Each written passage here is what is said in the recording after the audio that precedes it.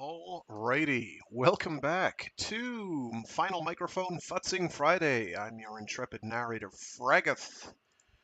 I am still futzing with a new microphone. You're not hearing the new microphone yet. For some reason, the new microphone is not doing anything. What are you doing? So just give me a moment here. I fiddled with it earlier, and it was working fine. And now it says no. There it goes. Okay, very good. I can switch now. But I saw that like 7 minutes had elapsed, and I was like, that's not great. And that's not great either. Why are you disconnected? Is that still working? I can't tell. Anyway, yeah, there it goes. Weird. Let's see. So after today, I won't be around for the next several weeks. At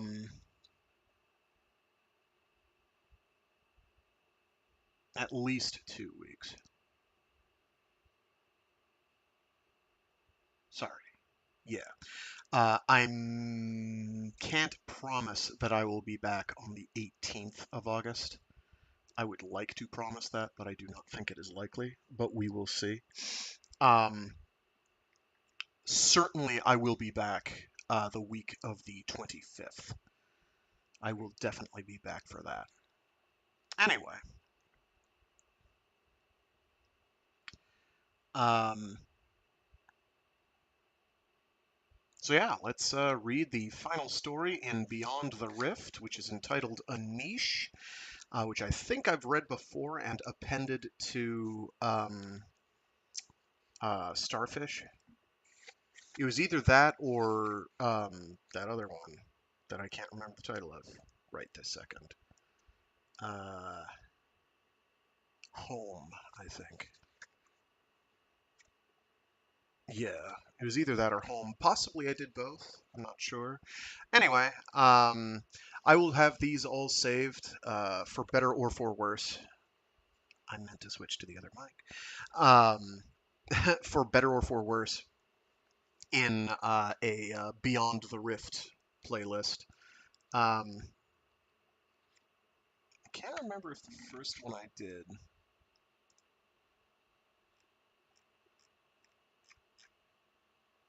was also in that, but I can't remember. Good evening to you as well, Frank Misers. Um, yeah, so we'll get through a niche, which I believe we basically have. It's practically an excerpt. It's very close. I'll also do the outro, which is kind of an essay or musing on the part of Peter Watts. It is entitled Outro En Route to Dystopia with the Angry Optimist. At some point, I'm partially tempted to, if I get truly desperate for more Peter Watts material to put on here, I will do a read through of Peter Watts is an Angry Sentient Tumor, which is a collection of blog posts and essays, and a couple short stories buried within. Some of them are really good. Some of them are like, you didn't have to include this one, but sure. Uh, by his own admission, he's like, yeah, no, my publisher was like, you should totally do this, and he's like, okay, you should totally lump a bunch of your blog posts together into a book, and he's like, I won't say no because I did all the writing already, so it's like free money.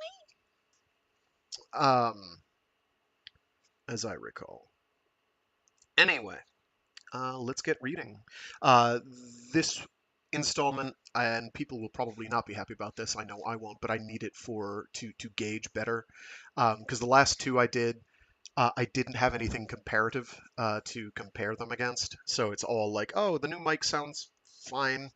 How much of it is it sounding okay versus me just standing here tearing out my eardrums listening to my own voice. Something was moderately dissatisfying and I couldn't pin down what it was. So we'll be switching between this headset microphone and the other one, the old/new microphone, which I believe has better audio quality. Anyway, I've largely put it through its paces. I'm not going to do any further tweaks. This is mostly just comparison. And we'll go from there. Let's see. Yes, this one is Lenny Clark first. Very good. All right. Without further ado, let's rock and roll.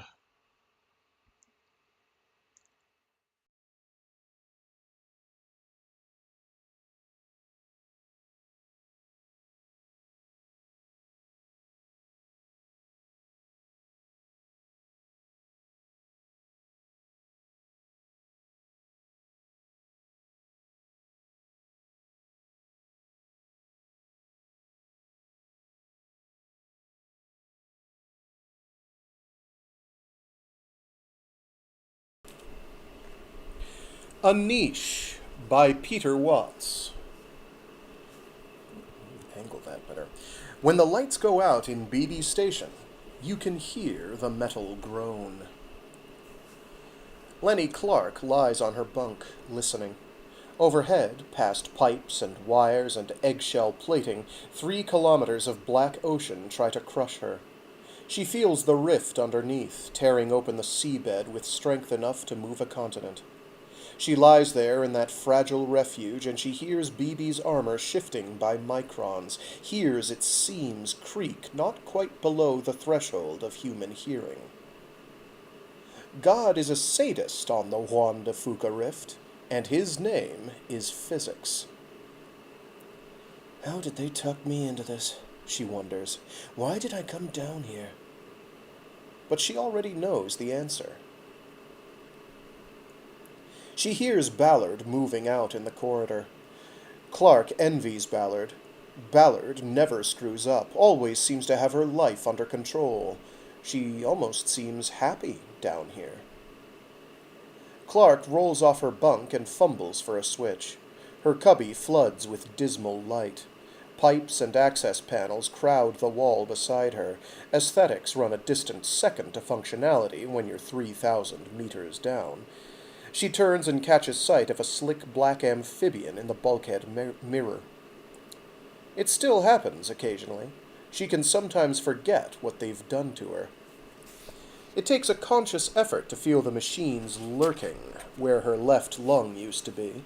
She's so acclimated to the chronic ache in her chest, to that subtle inertia of plastic and metal as she moves, that she's scarcely aware of them anymore. She can still feel the memory of what it was to be fully human, and mistake that ghost for honest sensation. Such respites never last.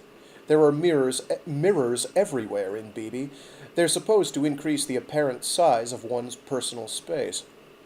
Sometimes Clark shuts her eyes to hide from the reflections forever being thrown back at her. It doesn't help. She clenches her lids and feels the corneal caps beneath them, covering her eyes like smooth white cataracts. She climbs out of her cubby and moves along the corridor to the lounge. Ballard is waiting there, dressed in a dive skin and the usual air of confidence. Ballard stands up. Ready to go? You're in charge, Clark says. Only on paper. Ballard smiles. No pecking order down here, Lenny. As far as I'm concerned, we're equals. After 2 days on the rift, Clark is still surprised by the frequency with which Ballard smiles. Ballard smiles at the slightest provocation. It doesn't always seem real. Something hits BB from the outside. Ballard's smile falters. They hear it again, a wet, muffled thud through the station's titanium skin. It takes a while to get used to, Ballard says, doesn't it? And again. I mean, that sounds big. Maybe we should turn the lights off, Clark suggests. She knows they won't. BB's exterior floodlights burn around the clock, an electric campfire pushing back the darkness. They can't see it from inside. BB has no windows, but somehow they draw comfort from the knowledge of that unseen fire, most of the time. Remember back in training, Ballard says over the sound, when they told us the fish were usually so small? Her voice trails off. BB creaks slightly. They listen for a while. There's no other sound. They must have gotten tired, Ballard says. You'd think they'd figure it out. She moves to the ladder and climbs downstairs. Clark follows her, a bit impatiently. There are sounds in Beebe that worry her far more than the futile attack of some misguided fish. Clark can hear tired alloys negotiating surrender. She can feel the ocean looking for a way in. What if it finds one? The whole weight of the Pacific could drop down and turn her into jelly. Any time. Better to face it outside, where she knows what's coming. All she can do in here is wait for it to happen.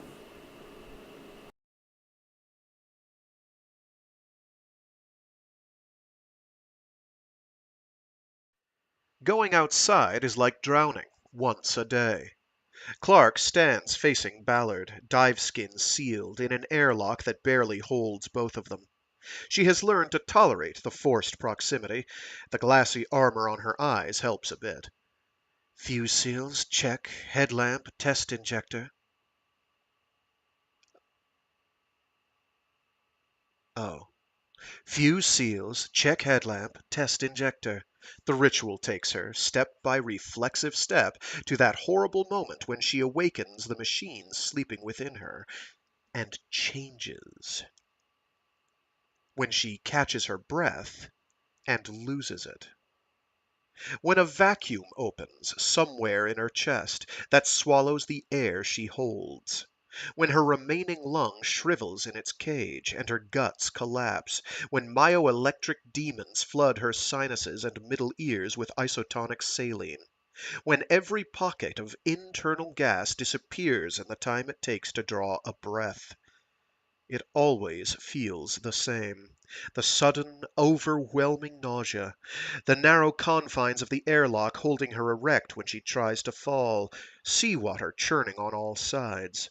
Her face goes under. Vision blurs, then clears as her corneal caps adjust. She collapses against the walls and wishes she could scream. The floor of the airlock drops away like a gallows. Lenny Clark falls writhing into the abyss.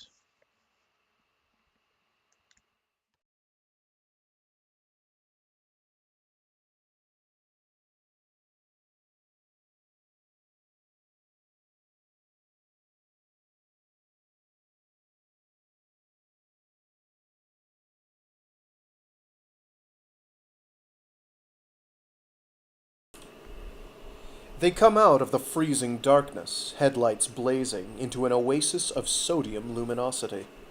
Machines grow everywhere at the throat, like metal weeds. Cables and conduits spiderweb across the seabed in a dozen directions. The main pumps stand over 20 meters high, a regiment of submarine monoliths fading from sight on either side. Overhead floodlights bathe the jumbled structures in perpetual twilight. They stop for a moment, hands resting on the line that guided them here. I'll never get used to it. Ballard grates in a caricature of her usual voice. Clark glances at her wrist thermometer. 34 centigrade. The words buzz, metallic, from her larynx. It feels so wrong to talk without breathing. Ballard lets go of the rope and launches herself into the light. After a moment, breathless, Clark follows. There's so much power here, so much wasted strength. Here, the continents themselves do ponderous battle. Magma freezes, seawater boils, the very floor of the ocean is borne by painful centimeters each year. Human machinery does not make energy here at Dragon's Throat. It merely hangs on and steals some insignificant fraction of it back to the mainland. Clark flies through canyons of metal and rock and knows what it is to be a parasite. She looks down. Shellfish the size of boulders, crimson worms 3 meters long, crowd the seabed between the machines. Legions of bacteria, hungry for sulfur, lace the water with milky veils. The water fills with a sudden, terrible cry. It doesn't sound like a scream. It sounds as though a great harp string is vibrating in slow motion. But Ballard is screaming through some reluctant interface of flesh and metal. Lenny! Clark turns in time to see her own arm disappear into a mouth that seems impossibly huge. Teeth like scimitars clamp down on her shoulder. Clark stares into a scaly black face half a meter across. Some tiny, dispassionate part of her searches for eyes in that monstrous fusion of spines and teeth and gnarled flesh, and fails. How can it see me? She wonders. Then the pain reaches her. She feels her arm being wrenched from its socket. The creature thrashes, shaking its head back and forth, trying to tear her into chunks. Every tug sets her nerves screaming. She goes limp. Please get it over with if you're gonna kill me. Just please, God, make it quick. She feels the urge to vomit, but the skin over her mouth and her own collapsed insides won't let her. She shuts out the pain. She's had plenty of practice. She pulls inside, abandoning her body to ravenous vivisection, and from far away she feels the twisting of her attacker grow suddenly erratic. There's another creature at her side, with arms and legs and a knife. You know, a knife like the one you've got strapped to your leg and completely forgot about. And suddenly the monster is gone, its grip broken. Clark tells her neck muscles to work. It's like operating a marionette. Her head turns. She sees Ballard locked in combat with something as big as she is. Only Ballard is tearing it to pieces with her bare hands. Its icicle teeth splinter and snap. Dark ice water courses from its wounds, tracing mortal convulsions with smoke trails of suspended gore. The creature spasms weakly. Ballard pushes it away. A dozen smaller fish dart into the light and begin tearing at the carcass. Photophores along their sides flash like frantic rainbows. Clark watches from the other side of the world. The pain in her side keeps its distance, a steady, pulsing ache. She looks. Her arm is still there. She can even move her fingers without any trouble. I've had worse, she thinks. Then, why am I still alive? Ballard appears at her side. Her lens-covered eyes shine like photophores themselves. Jesus Christ! Ballard says in a distorted whisper. Lenny, you okay? Clark dwells on the inanity of the question for a moment, but surprisingly she feels intact. Yeah. And if not, she knows, it's her own damn fault. She just lay there. She just waited to die. She was asking for it. She's always asking for it.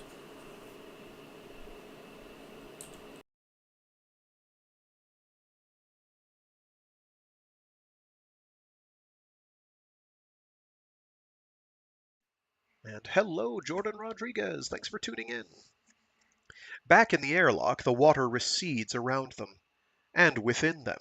Clark's stolen breath, released at last, races back along visceral channels, reinflating lung and gut and spirit. Ballard splits the face seal on her skin, and her words tumble into the wet room. Jesus! Jesus! I don't believe it! My God, did you see that thing? They get so huge around here. She passes her hands across her face. Her corneal caps come off, milky hemispheres dropping from enormous hazel eyes. And to think they're usually just a few centimeters long. She starts to strip down, unzipping her skin along the forearms, talking the whole time. And yet it was almost fragile, you know? Hit it hard enough and it just came apart. Jesus! Ballard always removes her uniform indoors. Clark suspects she'd rip the cycler out of her own thorax if she could, throw it in a corner with the skin and the eye caps until the next time it was needed. Maybe she's got her other lung in her cabin, Clark muses. Maybe she keeps it in a jar and she stuffs it back into her chest at night. She feels a bit dopey, probably just an after effect of the neuroinhibitors or implants put out whenever she's outside. Small price to pay to keep my brain from shorting out. I really shouldn't mind. Ballard peels her skin down to the waist. Just under her left breast, the electrolyzer intake pokes out through her rib cage. Clark stares vaguely at that perforated disc in Ballard's flesh. The ocean goes into us there, she thinks. The old knowledge seems newly significant somehow. We suck it into us and steal its oxygen and spit it out again. Prickly numbness leaks through her shoulder into her chest and neck. Clark shakes her head once to clear it. She sags suddenly against the hatchway. Am I in shock? Am I fainting? I mean, Ballard stops, looks at Clark with an expression of sudden concern. Jesus, Lenny, you look terrible. You shouldn't have told me. You shouldn't have told me you were okay if. The tingling reaches the base of Clark's skull. I'm okay, she says. Nothing broke. I'm just bruised. Garbage. Take off your skin. Uh, I should probably note that every time the word skin is used, it has an apostrophe in front of it, as in dive skin, an abbreviation thereof. Clark straightens with effort. The numbness recedes a bit. It's nothing I can't take care of myself. Don't touch me. Please don't touch me. Ballard steps forward without a word and unseals the skin around Clark's forearm. She peels back the material and exposes an ugly purple bruise. She looks at Clark with one raised eyebrow. Just a bruise, Clark says. I'll take care of it, really. Thanks anyway. She pulls her hand away from Ballard's ministrations. Ballard looks at her for a moment. She smiles ever so slightly. Lanny, she says, there's no need to feel embarrassed. About what? You know, me having to rescue you. You going to pieces when that thing attacked. It was perfectly understandable. Most people have a rough time adjusting. I'm just one of the lucky ones. Right. You've always been one of the lucky ones, haven't you? I know you're kind, Ballard. You've never failed at anything. You don't have anything to feel ashamed about, Ballard reassures her. I don't, Clark says honestly. She doesn't feel much of anything anymore. Just the tingling, and the tension, and a vague sort of wonder that she's even alive.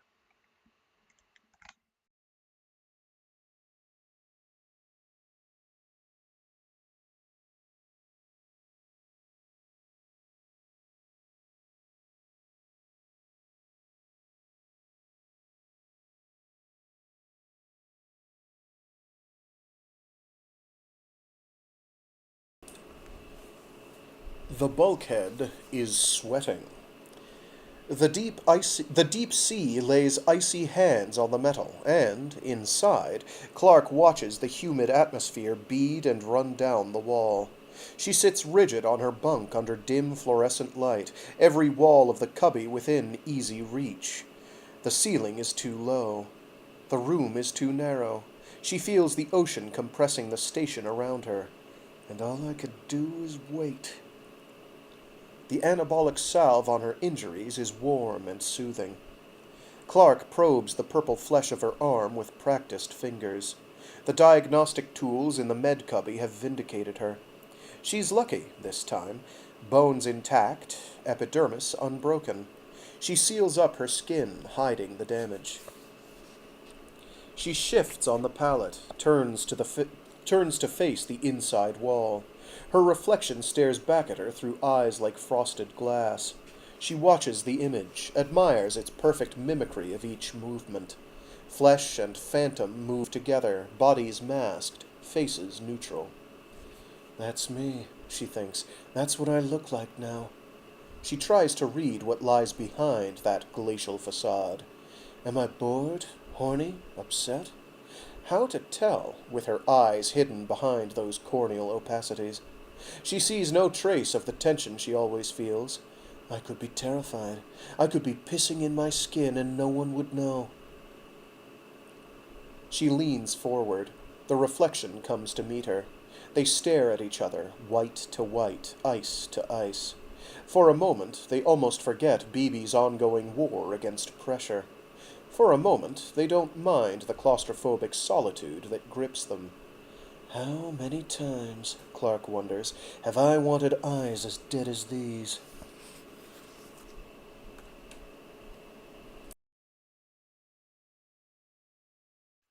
BB's metal viscera crowd the corridor beyond her cubby. Clark can barely stand erect. A few steps bring her into the lounge. Ballard, back in shirt sleeves, is at one of the library terminals. Rickets, She says. what? Fish down here don't get enough trace elements. They're rotten with deficiency diseases. Doesn't matter how fierce they are. They bite too hard, they break their teeth on us. Clark stabs buttons on the food processor. The machine grumbles at her touch. I thought there was all sorts of food at the Rift. That's why things got so big. There's a lot of food, just not very good quality.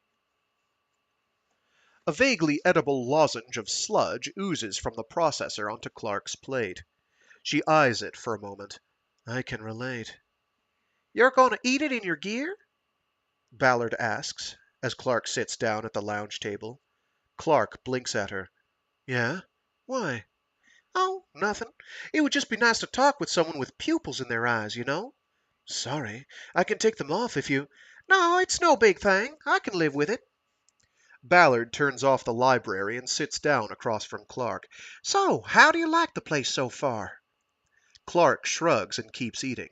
I'm glad we're only down here for a year, Ballard says. This place could get to you after a while. It could be worse. Oh, I'm not complaining. I was looking for a challenge after all. What about you? Me? What brings you down here? What are you looking for? Clark doesn't answer for a moment. I don't know, really, she says at last. Privacy, I guess. Ballard looks up. Clark stares back, her face neutral. Well, I'll leave you to it then, Ballard says pleasantly. Clark watches her disappear down the corridor. She hears the sound of a cubby hatch hissing shut. Give it up, Ballard, she thinks. I'm not the sort of person you really want to know.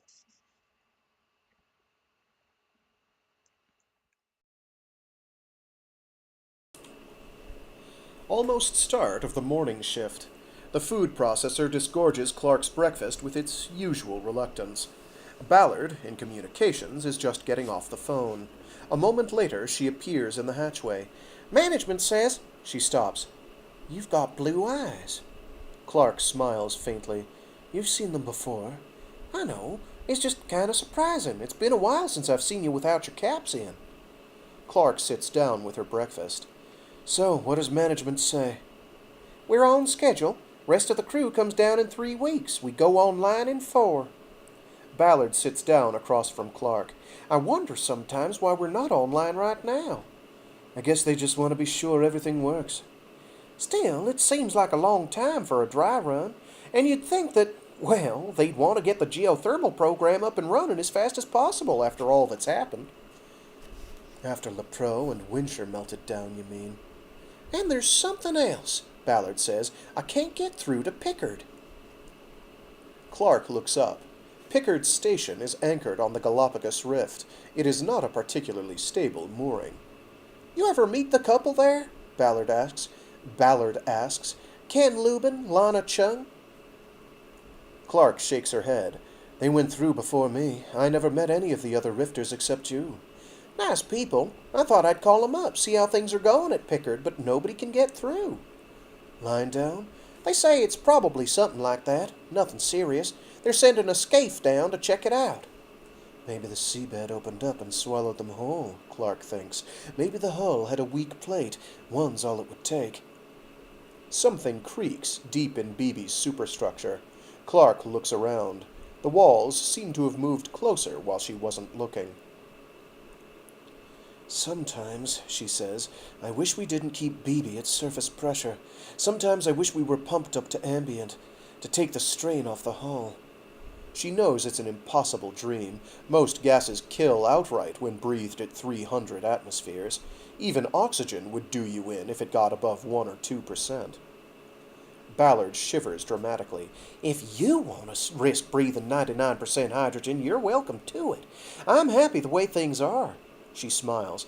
Besides, you have any idea how long it would take to decompress afterwards? In the systems cubby, something bleats for attention. Seismic. Wonderful. Ballard disappears into calm. Clark follows. An amber line writhes across one of the displays. It looks like the EEG of someone caught in a nightmare. Get your eyes back in, Ballard says. The throat's acting up.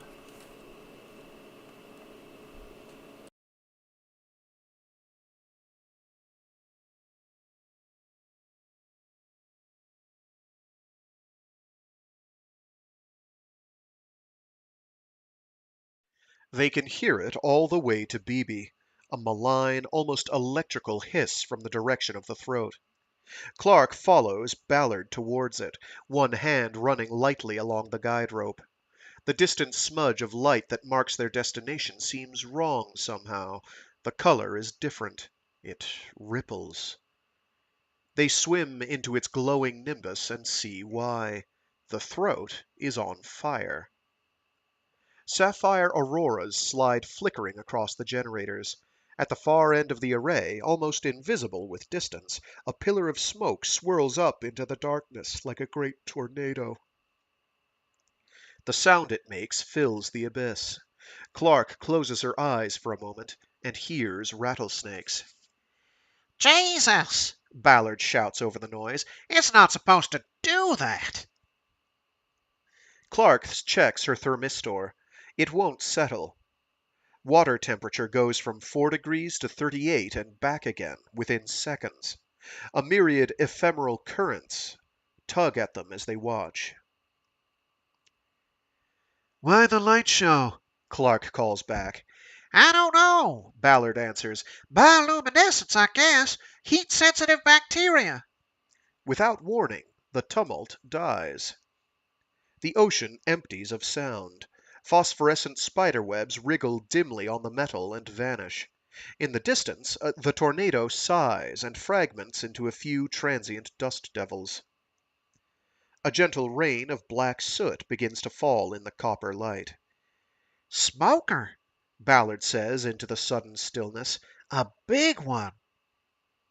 They swim to the place where the geyser erupted. There's a fresh wound in the seabed, a gash several meters long between two of the generators. This wasn't supposed to happen, Ballard says. That's why they built here, for crying out loud. It was supposed to be stable. The rift's never stable, Clark replies. Not much point in being here if it was. Ballard swims up through the fallout and pops an access plate on one of the generators.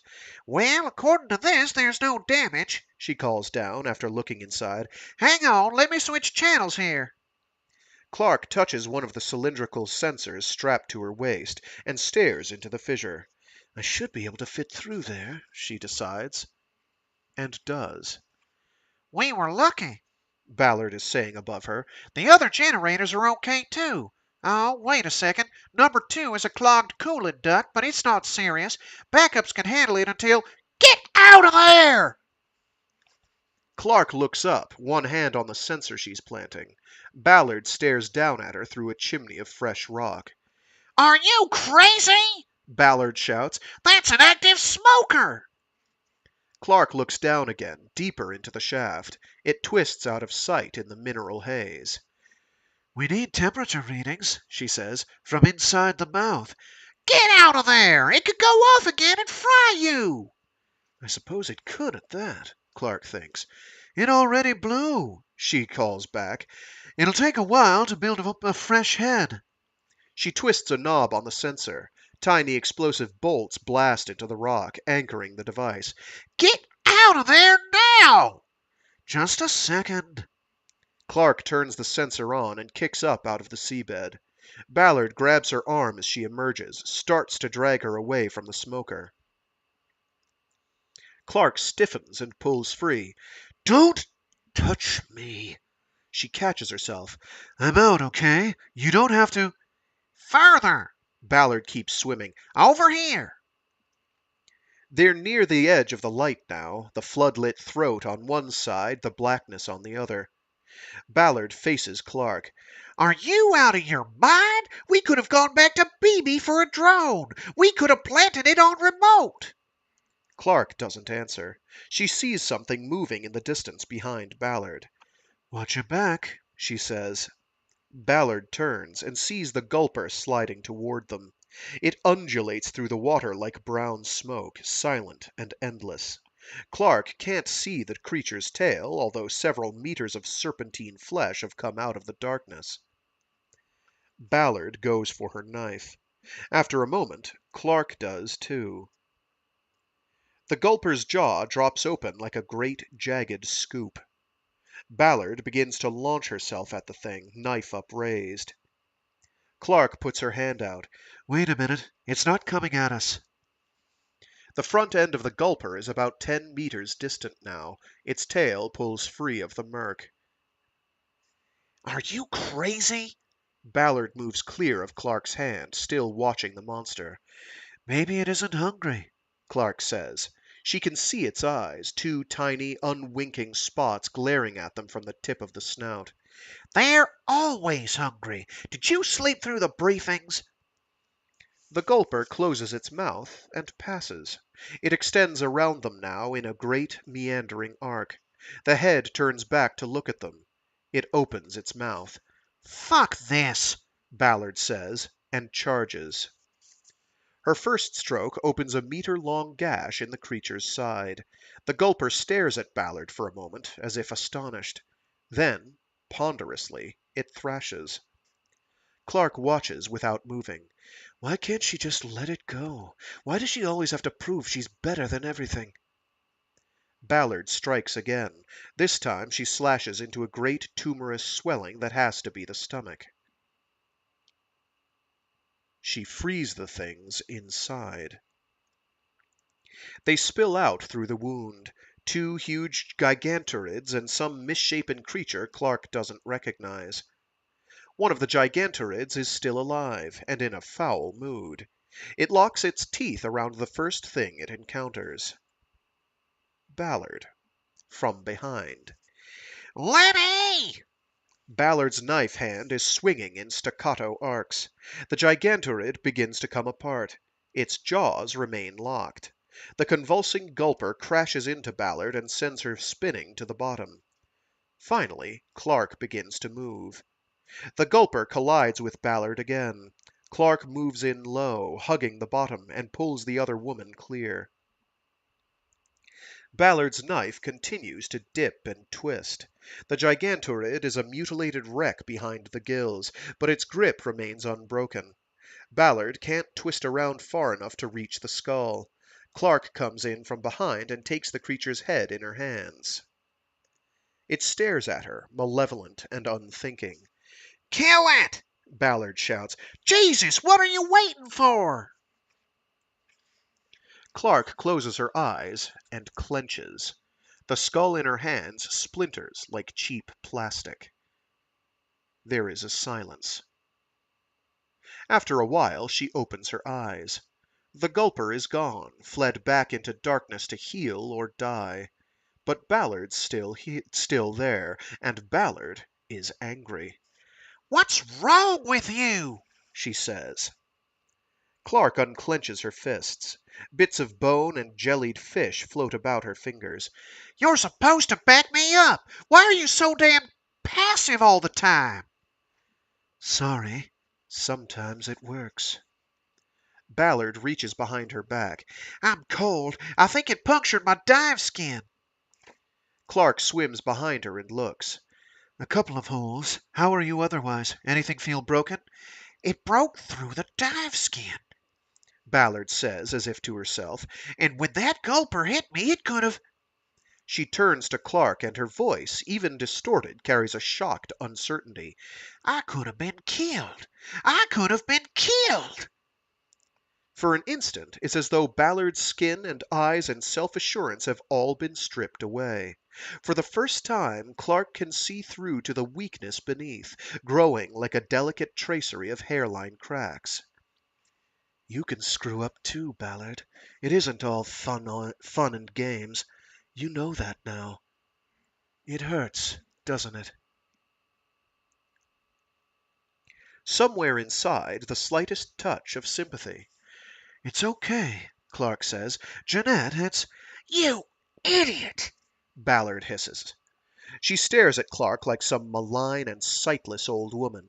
You just floated there. You just let it happen to me. Clark feels her guard snap up again, just in time. This isn't just anger, she realizes.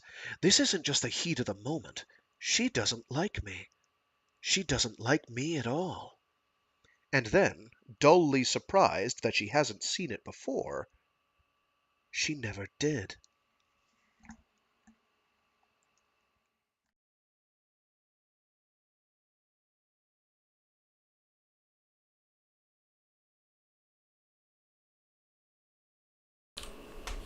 BB Station floats tethered above the seabed, a gunmetal gray planet ringed by a belt of equatorial floodlights. There's an airlock for divers at the South Pole and a docking hatch for scapes at the north. In between, there are girders and anchor lines, conduits and cables, metal armor, and Lenny Clark. She's doing a routine visual check on the hull, standard procedure, once a week. Ballard is inside, testing some equipment in the communications cubby. This is not entirely within the spirit of the buddy system. Clark prefers it this way. Relations have been civil over the past couple of days. Ballard even resurrects her patented chumminess on occasion, but the more time they spend together, the more forced things get. Eventually, Clark knows something is going to break. Besides, out here it seems only natural to be alone. She's examining a cable clamp when a razor mouth charges into the light. It's about 2 meters long and hungry. It rams directly into the nearest of BB's flood lamps, mouth agape. Several teeth shatter against the crystal lens. The razor mouth twists to one side, knocking the hull with its tail, and swims off until barely visible against the dark. Clark watches, fascinated. The razor mouth swims back and forth, then charges again. The flood weathers the impact easily, doing more damage to its attacker. Over and over again, the fish batters itself against the light. Finally, exhausted, it sinks, twitching down to the muddy bottom. Lanny, are you okay? Clark feels the words buzzing in her lower jaw. She trips the sender in her dive skin. I'm okay. I heard something out there, Ballard says. I just wanted to make sure you were... I'm fine, Clark says. Just a fish. They never learn, do they? No, I guess not. See you later. See? Clark switches off her receiver. Poor stupid fish.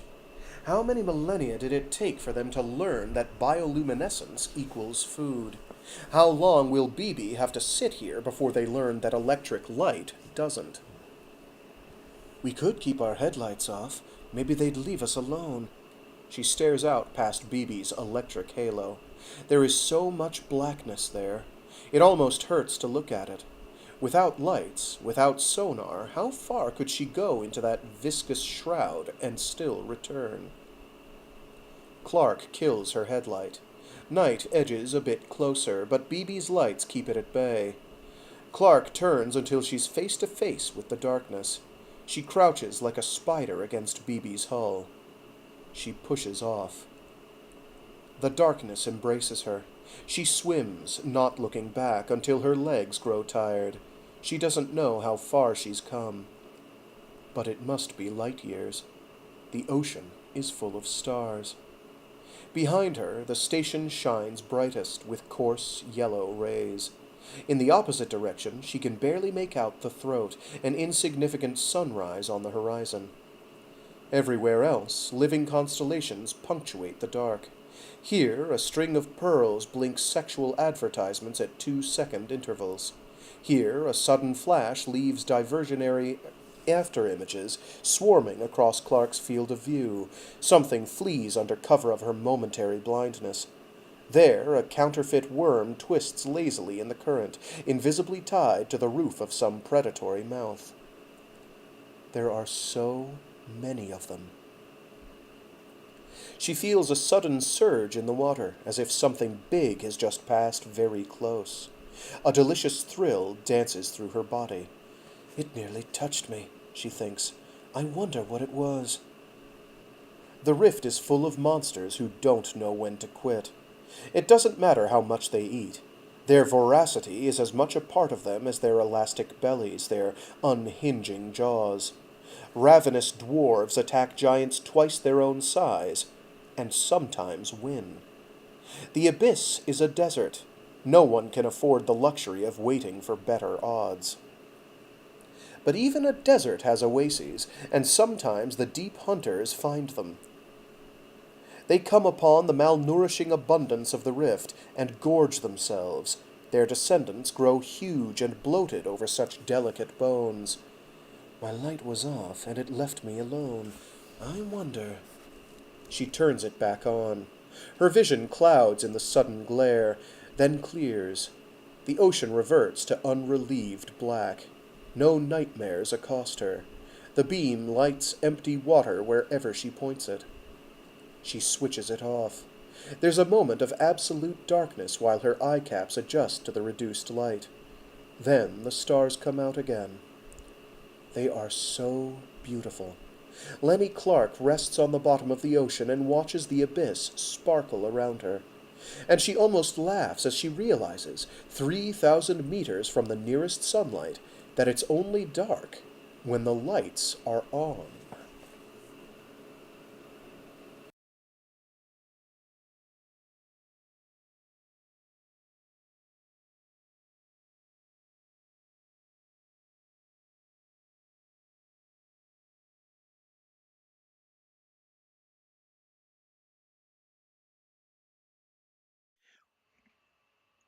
What the hell is wrong with you? You've been gone for over 3 hours, did you know that? Why didn't you answer me? Clark bends over and removes her fins. I guess I turned my receiver off, she says. I was. Wait a second. Did you say. You guess? Have you forgotten every safety reg they drilled into us?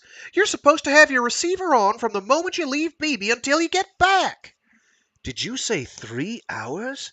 I couldn't even come out after you. I couldn't find you on sonar. I just had to sit there and hope you'd show up. It only seems a few minutes since she pushed off into the darkness. Clark climbs up into the lounge, suddenly chilled. Where were you, Lenny? Ballard demands, coming up behind her. Clark hears the slightest plaintive tone in her voice. I must have been on the bottom, Clark says. That's why sonar didn't get me. I didn't go far. Was I asleep? What was I doing for 3 hours? I was just wandering around. I lost track of the time. I'm sorry. Not good enough. Don't do it again. There's a brief silence. It's ended by the sudden, familiar impact of flesh on metal. Christ! Ballard snaps. I'm turning the externals off right now. Whatever it is gets in 2 more hits by the time Ballard reaches calm. Clark hears her punch a couple of buttons. Ballard comes back into the lounge.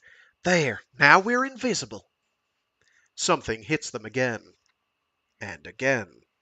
Or maybe not, Clark says.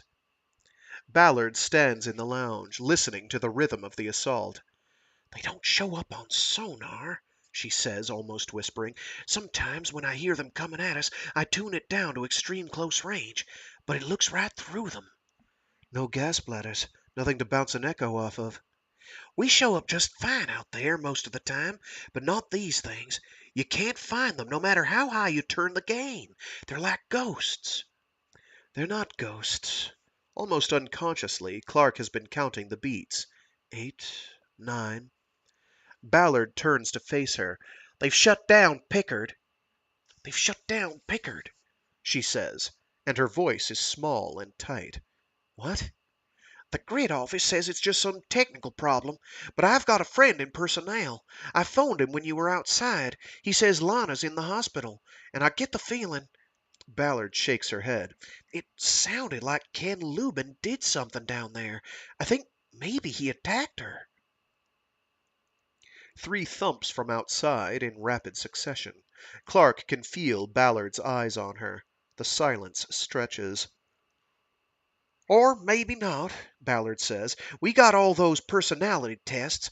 If he was violent, they would have picked it up before they sent him down. Clark watches her, listens to the pounding of an intermittent fist. Or maybe the rift changed him somehow. Maybe they misjudged the pressure we'd all be under, so to speak. Ballard musters a feeble smile. Not the physical danger so much as the emotional stress, you know. Everyday things. Just being outside could get to you after a while. Seawater sluicing through your chest. Not breathing for hours at a time. It's like living without a heartbeat. She looks up at the ceiling. The sounds from outside are a bit more erratic now. Outside's not so bad, Clark says. At least you're incompressible. At least you don't have to worry about the plates giving in.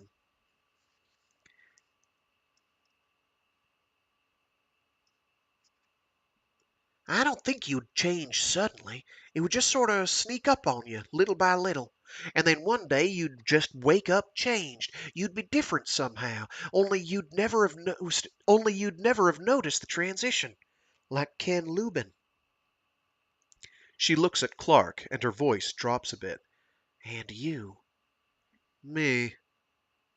Clark turns her ba- Clark turns Ballard's words over in her mind, waits for the onset of some reaction.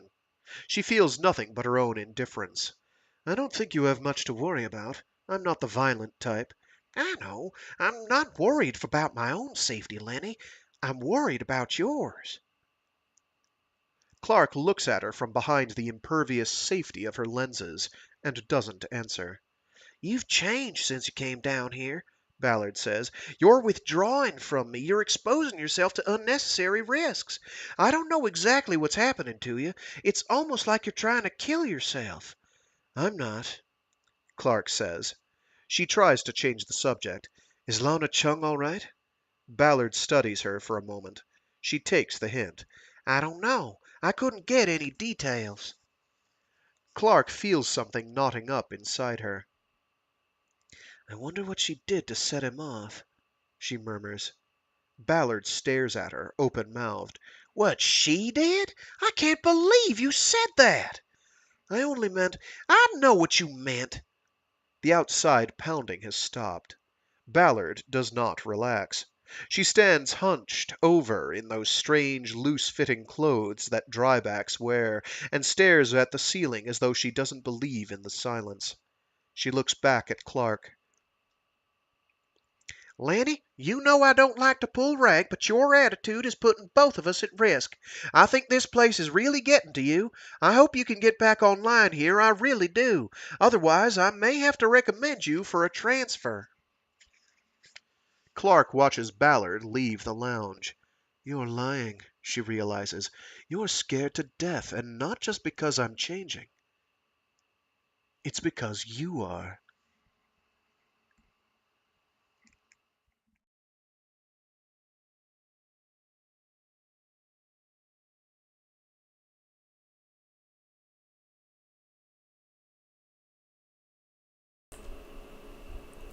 Clark finds out 5 hours after the fact. Something has changed on the ocean floor. We sleep and the earth moves, she thinks, studying the topographic display. And next time, or the time after, maybe it'll move right out from under us. I wonder if I'll have time to feel anything. She turns at a sound behind her. Ballard is standing in the lounge, swaying slightly. Her face seems somehow disfigured by the concentric rings in her eyes, by the dark hollows around them. Naked eyes are beginning to look alien to Clark. The seabed shifted, Clark says. There's a new outcropping about 200 meters west of us. That's odd. I didn't feel anything. It happened about 5 hours ago. You were asleep. Ballard glances up sharply. Clark studies the haggard lines of her face. On second thought, I would have woken up, Ballard says. She squeezes past Clark into the cubby and checks the topographic display. 2 meters high, 12 long, Clark recites. Ballard doesn't answer. She punches some commands into a keyboard. The topographic image dissolves, reforms into a column of numbers. Just as I thought, she says. No heavy seismic activity for over 42 hours. Sonar doesn't lie, Clark says calmly. Neither does Seismo, Ballard answers. There's a brief silence. There's a standard procedure for such things, and they both know what it is. We have to check it out, Clark says. But Ballard only nods. Give me a moment to change.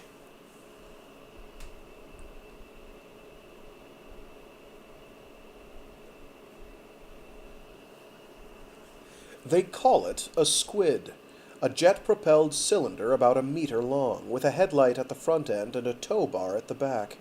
Clark, floating between Beebe and the seabed, checks it over with one hand.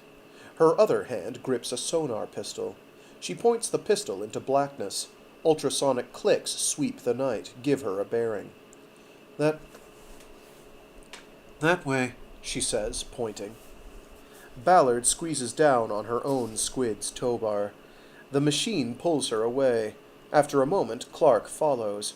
Bringing up the rear, a third squid carries an assortment of sensors in a nylon bag.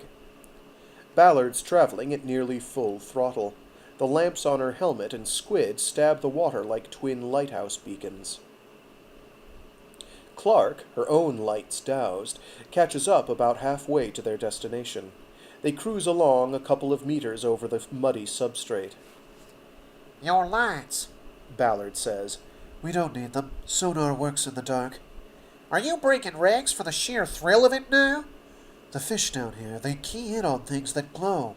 Turn your lights on. That's an order. Clark doesn't answer. She watches the beams beside her, Ballard's squid shining steady and unwavering. Ballard's headlamp slicing the water in erratic arcs as she moves her head. I told you, Ballard says, turn your... Christ! It was just a glimpse, caught for a moment in the sweep of Ballard's headlight. She jerks her head around and it slides back out of sight.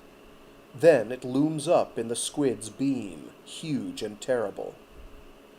The abyss is grinning at them, teeth bared. A mouth stretches across the width of the beam, extends into darkness on either side. It is crammed with conical teeth the size of human hands, and they do not look the least bit fragile. Ballard makes a strangled sound and dives into the mud. The benthic ooze boils up around her in a seething cloud. She disappears in a torrent of planktonic corpses. Lenny Clark stops and waits, unmoving. She stares transfixed at that threatening smile. Her whole body feels electrified. She's never been so explicitly aware of herself. Every nerve fires and freezes at the same time. She is terrified.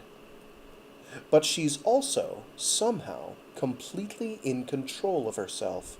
She reflects on this paradox as Ballard's abandoned squid slows and stops itself, scant meters from that endless row of teeth.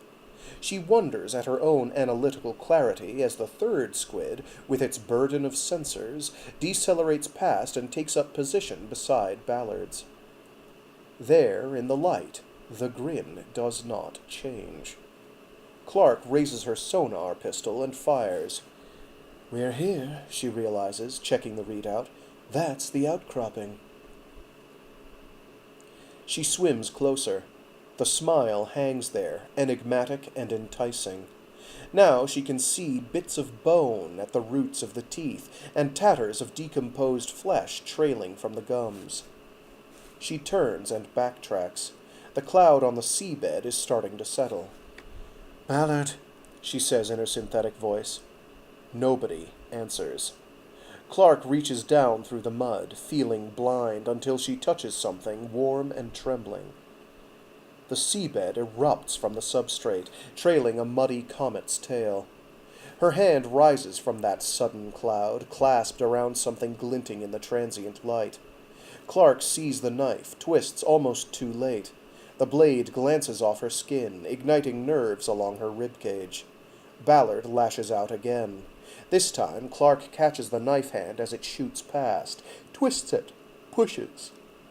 Ballard tumbles away. It's me, Clark shouts. The vocoder turns her voice into a tinny vibrato. Ballard rises up again, white eyes unseeing, knife still in hand. Clark holds up her hands. It's okay. There's nothing here. It's dead. Ballard stops. She stares at Clark. She looks over to the squids, to the smile they illuminate. She stiffens. It's some kind of whale, Clark says. It's been dead a long time. A whale? Ballard rasps. She begins to shake. There's no need to feel embarrassed, Clark almost says, but doesn't. Instead, she reaches out and touches Ballard lightly on the arm. Is this how you do it? She wonders. Ballard jerks back as if scalded. I guess not. Jeanette, Clark begins. Ballard raises a trembling hand, cutting Clark off. I'm okay.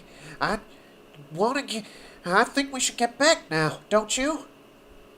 Okay, Clark says, but she doesn't really mean it. She could stay out here all day.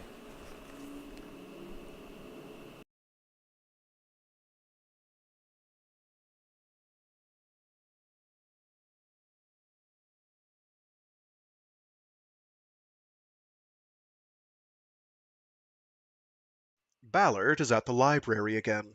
She turns, passing a casual hand over the brightness control as Clark comes up behind her. The display darkens before Clark can see what it is. Clark glances at the iPhones hanging from the terminal, puzzled. If Ballard doesn't want her to see what she's reading, she could just use those. But then she wouldn't see me coming.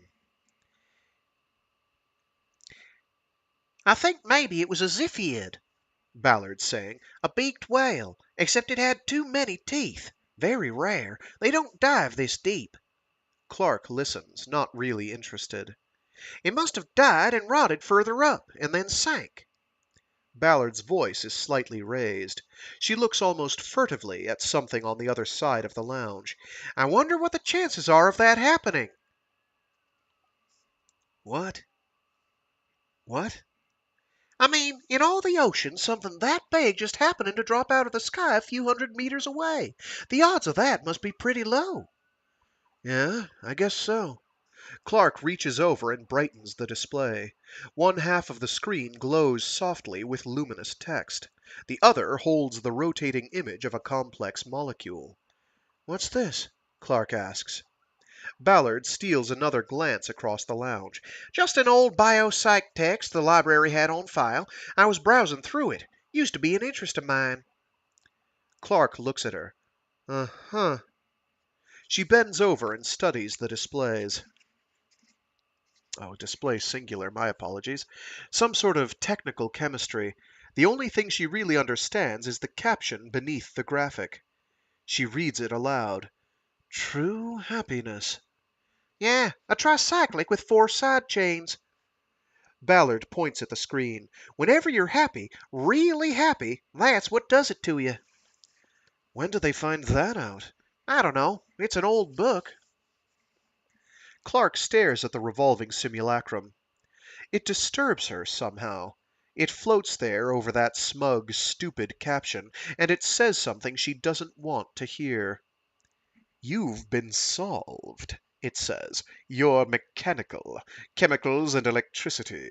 Everything you are, every dream, every action, it all comes down to a change of voltage somewhere, or what did she say? A tricyclic with 4 side chains. It's wrong, Clark murmurs, or they'd be able to fix us when we broke down. Sorry? It's saying we're just these soft computers with faces. Ballard shuts off the terminal. That's right, she says, and some of us may even be losing those. The jibe registers, but it doesn't hurt. Clark straightens and moves towards the ladder. Where are you going? You going outside again? Ballard asks. The shift isn't over. I thought I'd clean out the duct on number 2. It's a bit late to start on that, Lenny. The shift'll be over before we're even half done. Ballard's eyes dart away again. This time Clark follows the glance to the full-length mirror on the far wall. She sees nothing of particular interest there. I'll work late. Clark grabs the railing, swings her foot onto the top rung. Lenny, Ballard says, and Clark swears she hears a tremor in that voice. She looks back, but the other woman is moving to calm. Well, I'm afraid I can't go with you, she's saying. I'm in the middle of debugging one of the telemetry routines. That's fine, Clark says. She feels the tension starting to rise. BB is shrinking again. She starts down the ladder. Are you sure you're okay going out alone?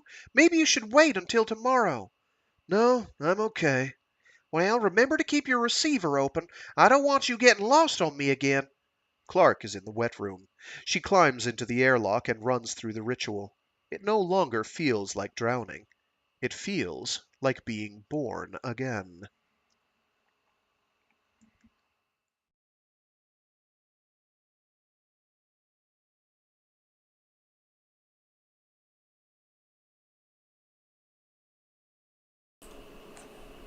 She awakens into darkness and the sound of weeping.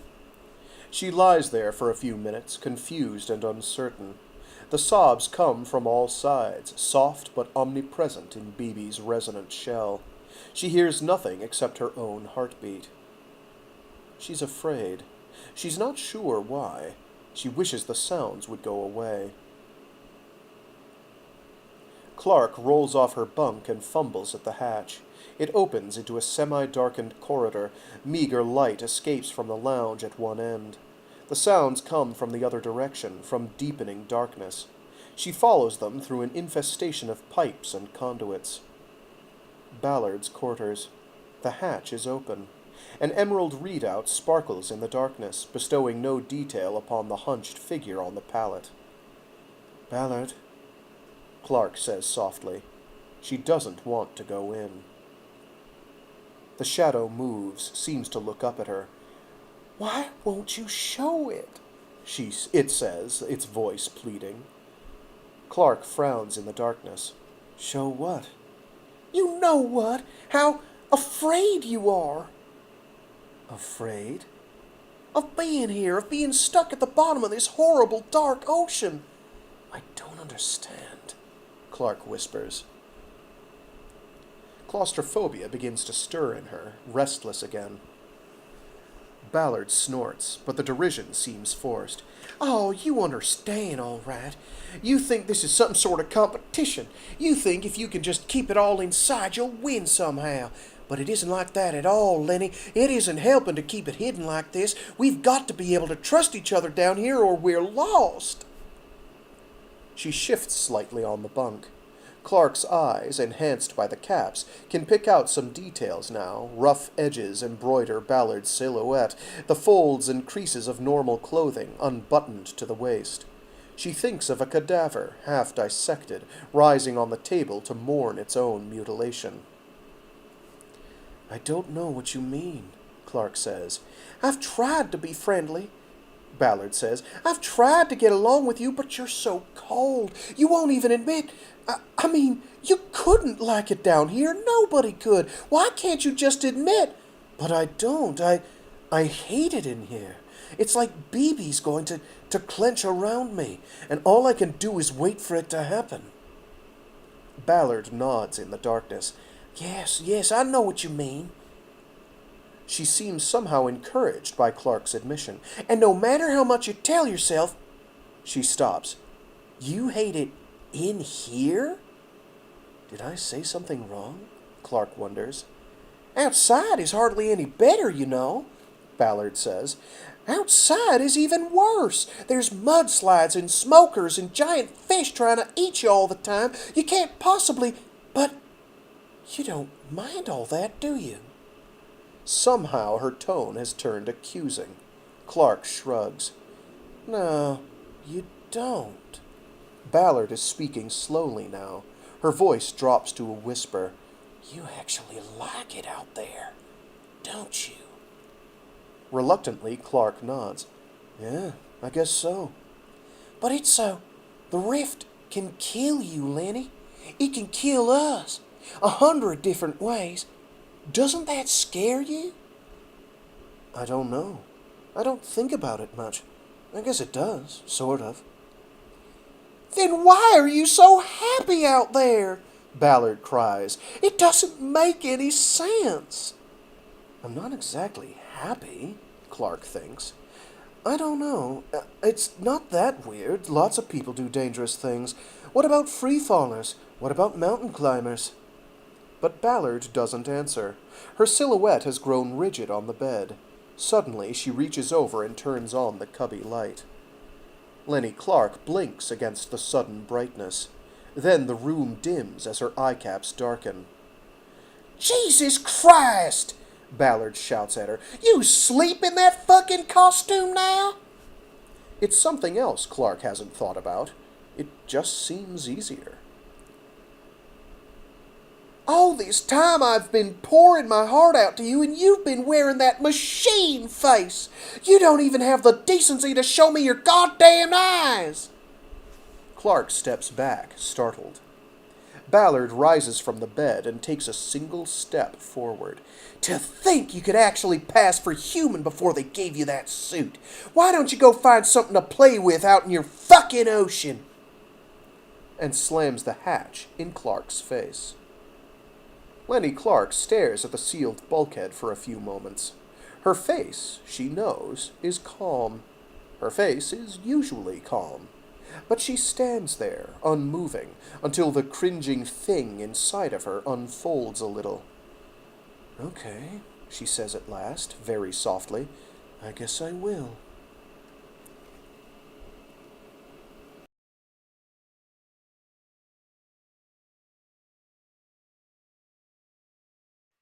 Ballard is waiting for her as she emerges from the airlock.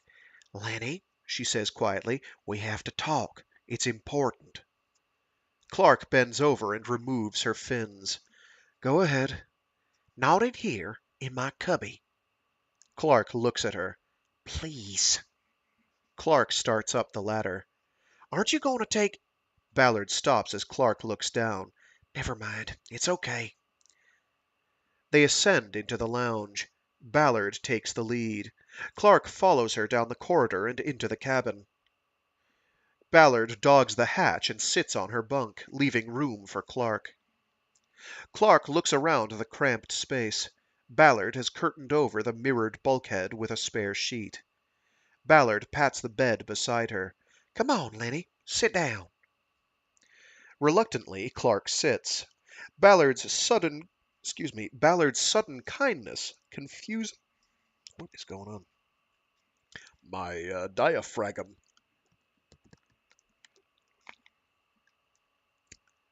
Reluctantly, Clark sits. Ballard's sudden kindness confuses her. Ballard hasn't acted this way since she had the upper hand. "Might not be easy for you to hear," Ballard is saying, "but we have to get you off the rift. They shouldn't have put you down here in the first place." Clark doesn't reply. "Remember the test they gave us?" Ballard continues.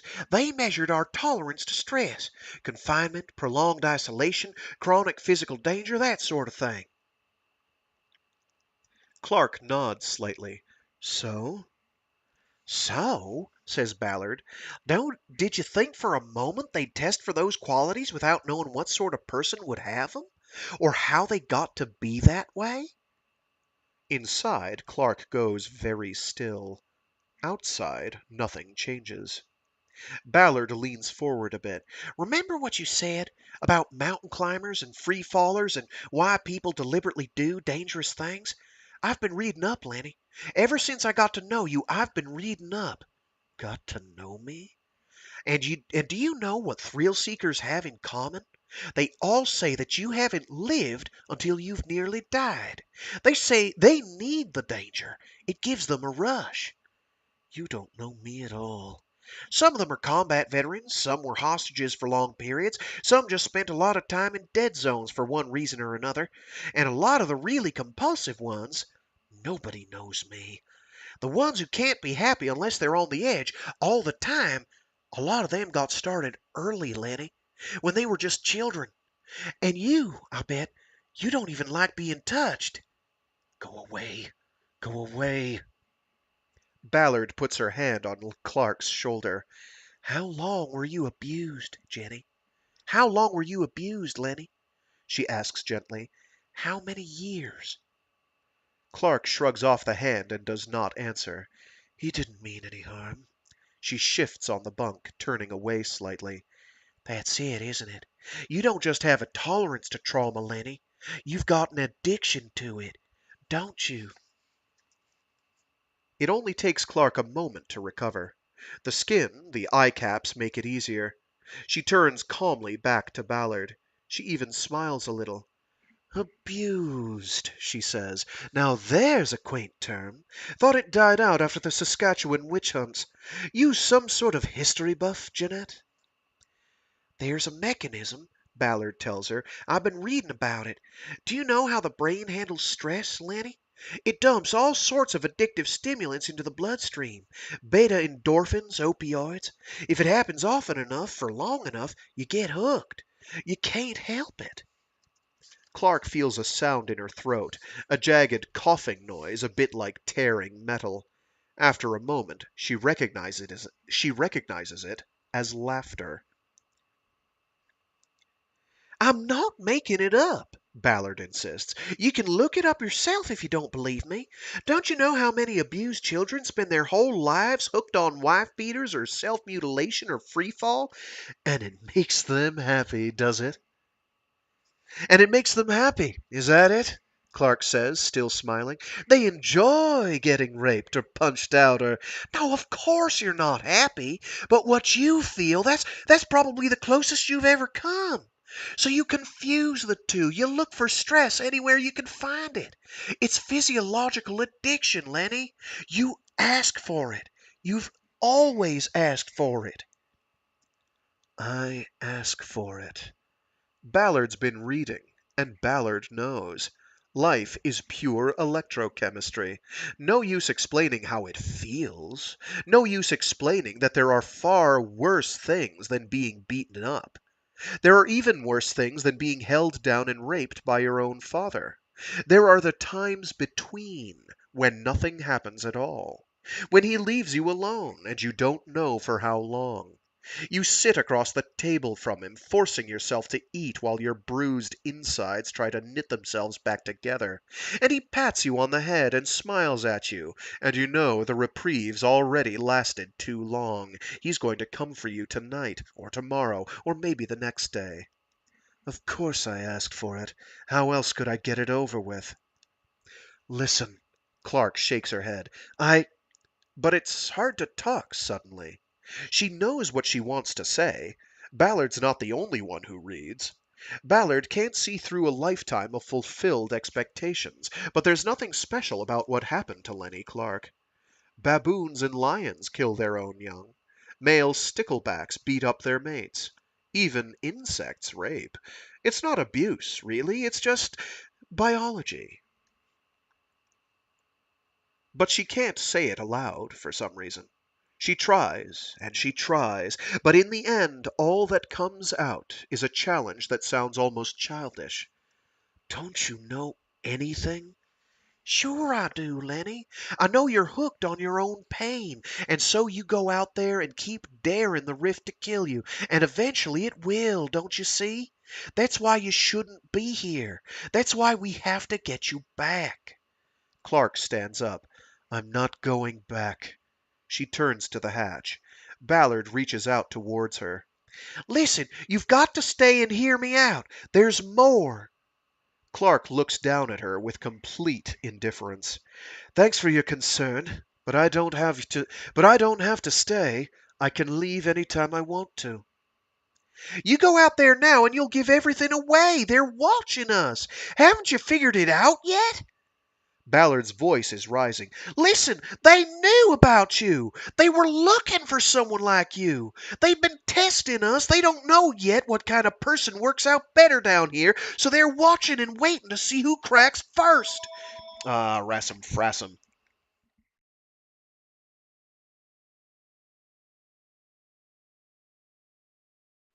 Right in the middle of my monologue.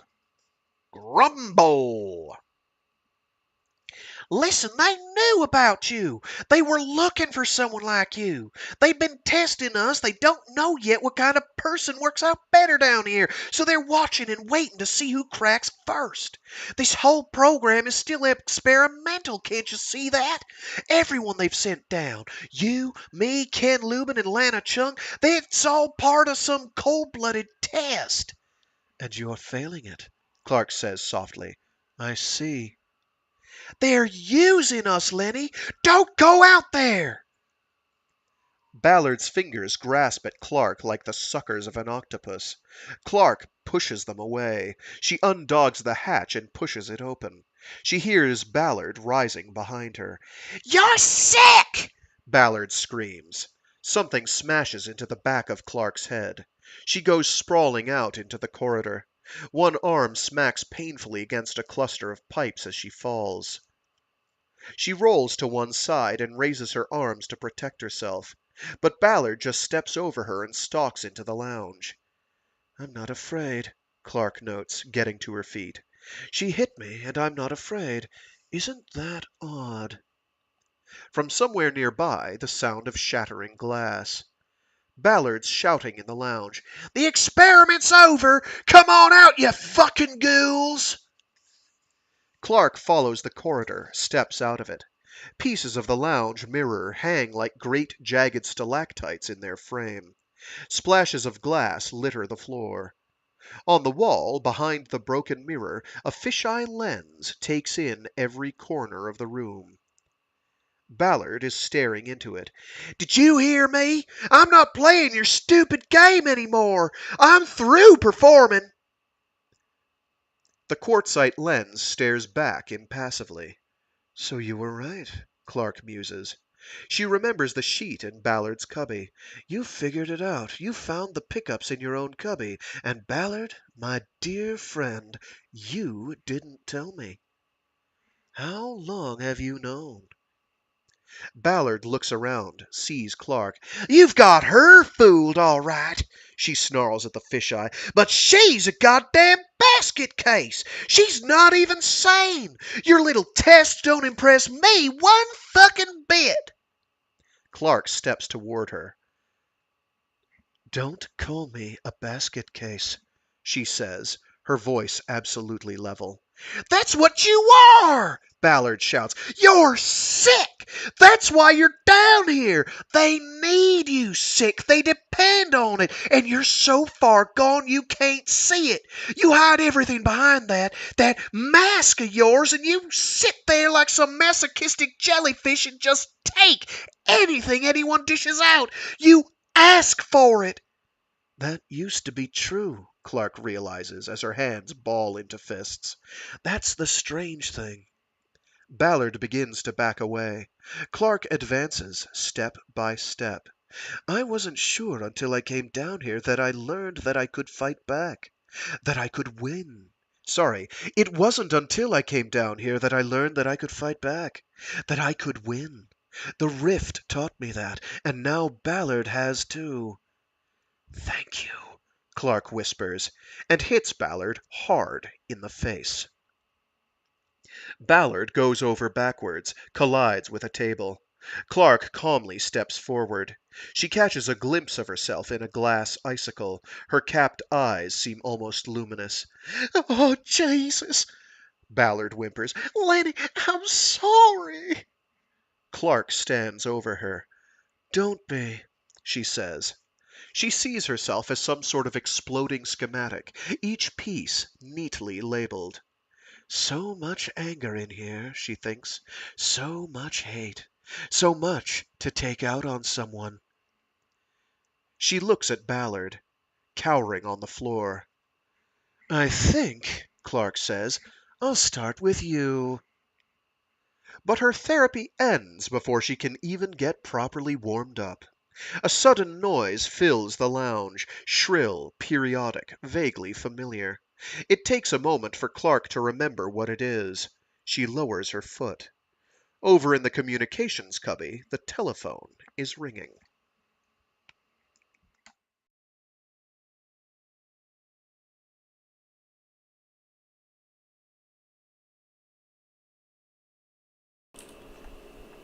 Jeanette Ballard is going home today.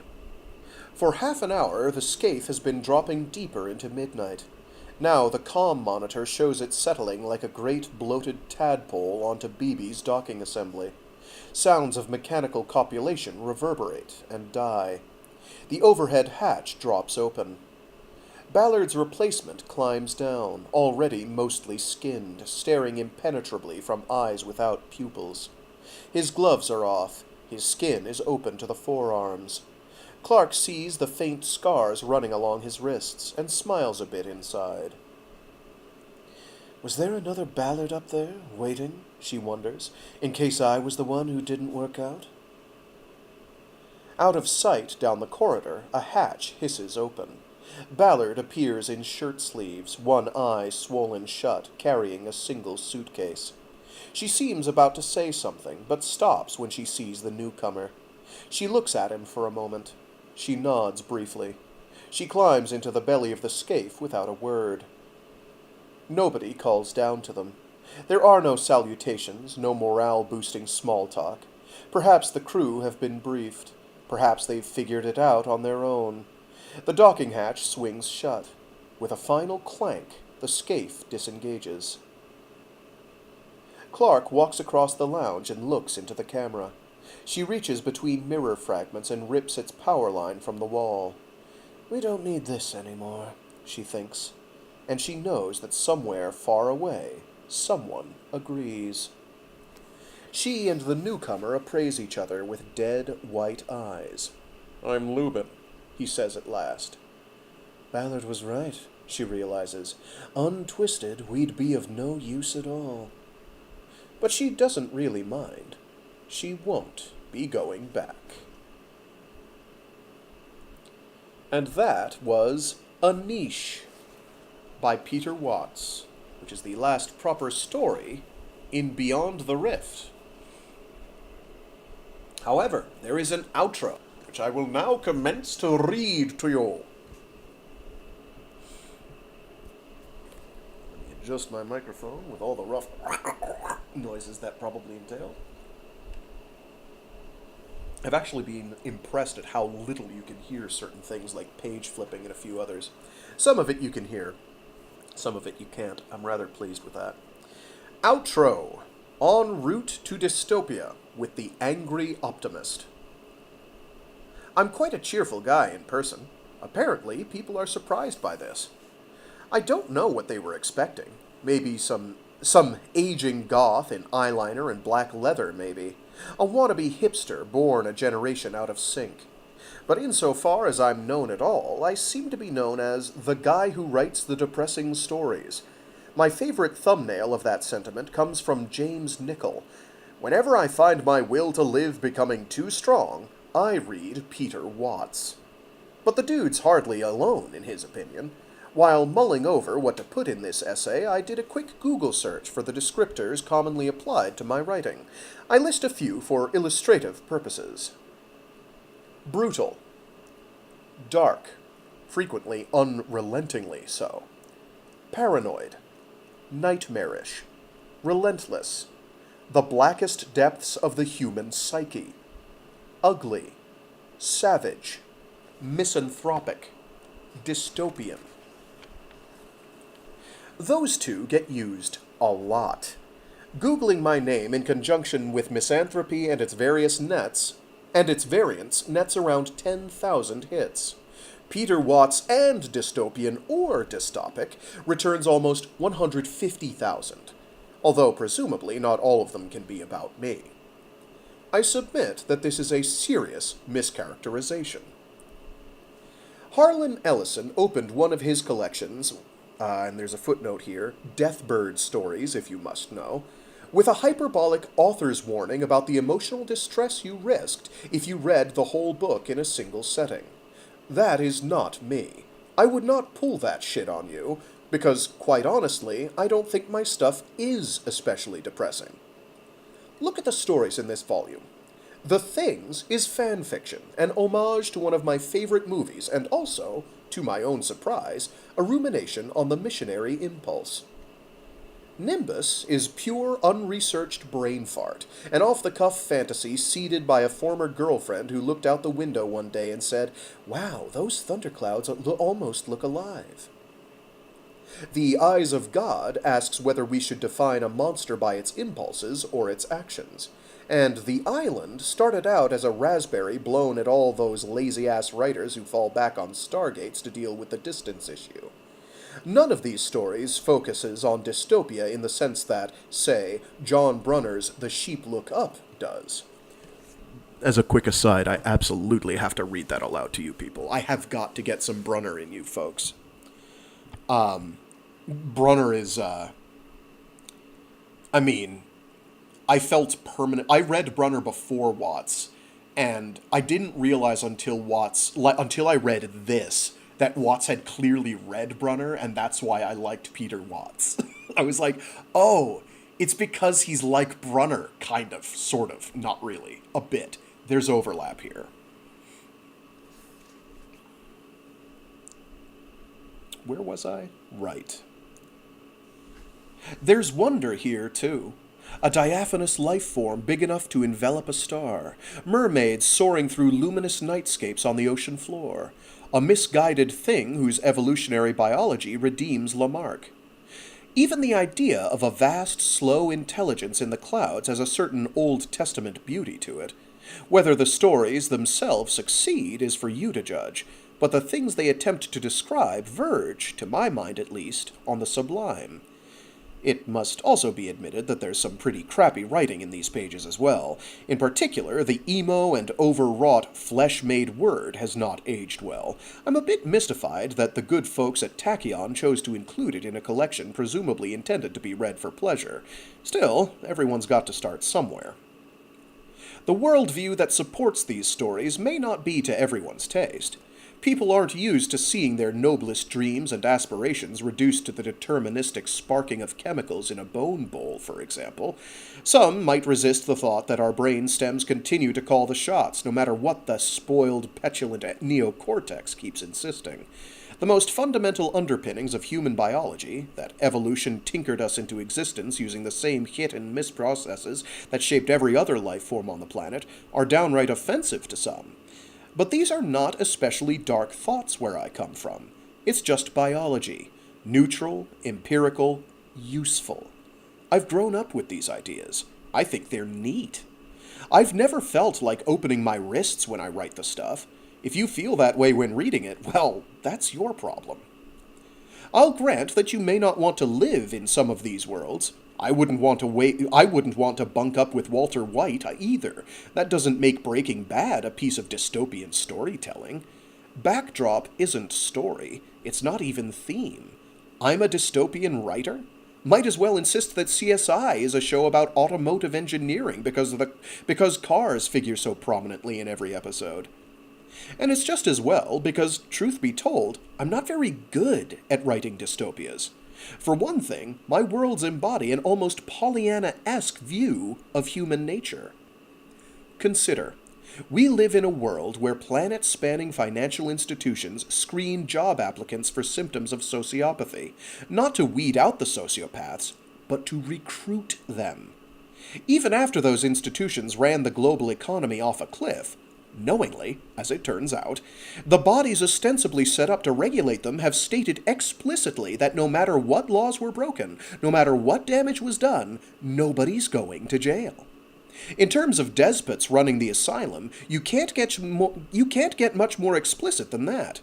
And these are the good guys, the leaders of the so-called free world. But you won't find any Goldman Sachses in my work. No Dick Cheneys or Osama bin Ladens either. Nobody starts wars under false pretenses to enrich their buddies in the oil industry. Nobody justifies mass murder by invoking the divine. The Pope rates a brief mention near the end of the Rifters trilogy, but only to establish that he's fled into exile, reviled and hunted for his corporation's traditional abuse of the helpless. Another instance of sunny naivete in my world building, perhaps. Bad things do happen in Watt's world, of course, but generally to avert worse ones. Jasmine Fitzgerald guts her husband like a fish, but only to save his life. The nameless narrator of Repeating the Past deliberately induces PTSD in his grandson, but only to save his soul. Patricia Rowan, from the Rifters books again, may authorize the destruction of the Pacific Northwest and enough human collateral to put the Iraq War to shame, but she's not doing it to pad her bank account. She's trying to save the goddamn world. Any of the half-dozen people who read Behemoth, alert for classic cardboard villainy, might point to the unleashed sexual sadism of Achilles Desjardins, but even he wasn't to blame for what he did. He was a profoundly moral individual whose conscience was neurochemically excised by someone who, again, with the best of intentions, only wanted to set him free. I can't write real villains. I tried once. I based one of Starfish's characters on someone I knew in real life. No one too extreme, of course, no rapist or murderer, just a slimy little opportunist who made a career out of taking credit for other people's work and customizing his scientific opinions to suit the highest bidder. But I wasn't up to capturing even that penny ante level of perfidy. Writing the character as I saw him, he came across as a mustache-twirling cutout. The only way I could sell him to myself was to give the character more depth, make him more sympathetic than his inspiration was in real life. At this point, I could do this is an aside, I could do an entire digression about what makes really good villains in any media, and how he basically just defined what makes a good villain. It's not the mustache-twirling cardboard cutouts. It's not the ones we encounter in real life who are ruining everything. It's people like... It's characters like Magneto, as he's been developed over time, where it's like, here's a guy who's ultimately... He's doing bad things all the time. Now he's basically a good guy. He's basically rehabilitated, but... for a while there, it's like he's doing bad things all the time, but he's trying to do them for what boil down to ultimately good reasons, or at least are retroactively made good reasons. And it's really, really hard to fault him. He's very sympathetic, as an example. I can't do fundamentalists very well either. I try to describe a biblical creationist and end up with a condescending cartoon scribbled by a smug elitist. So characters who do survive to publication all come across as products of some parallel timeline where even the garbage collectors have BSCs. Lenny Clark may be a glorified pipe fitter, but she'd never deny the existence of climate change. Kim and Andrew Gorovich are pretty crappy parents, but not so crappy that you'd ever catch them at an anti-vaccine rally. Even Jess's nameless widowed dad, hunkered down against vast forces he can only dimly comprehend, regards sex in curiously erudite terms. Just another pair of mammals trying to maximize our fitness before the other shoe dropped. And yet, the world is in the mess it's... And yet, the world is in... Wow. And yet, the world is in the mess it's in... I swear, sometimes only reading aloud do I have dyslexia.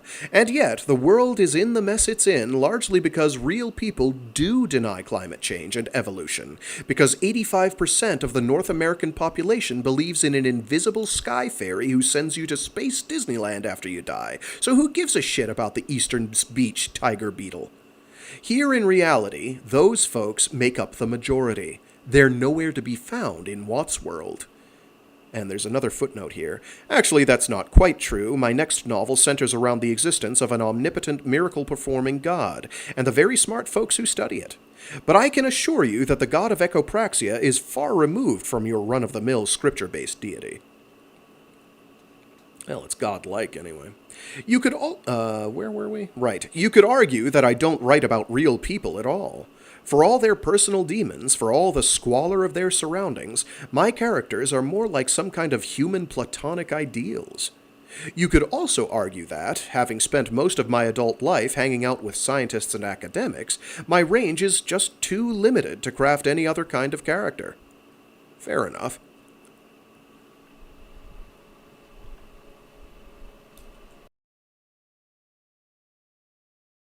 I'm not claiming that I don't tell my stories against a dystopian backdrop. Take the Rifters trilogy, for example. The desperate rearguard against ongoing environmental collapse, the neurochemically enslaved bureaucrats deciding which part of the world they'll incinerate today to hold back the latest plague, the exploitation of abuse victims to run power plants on the deep ocean floor. None of this is the stuff of Hallmark theater.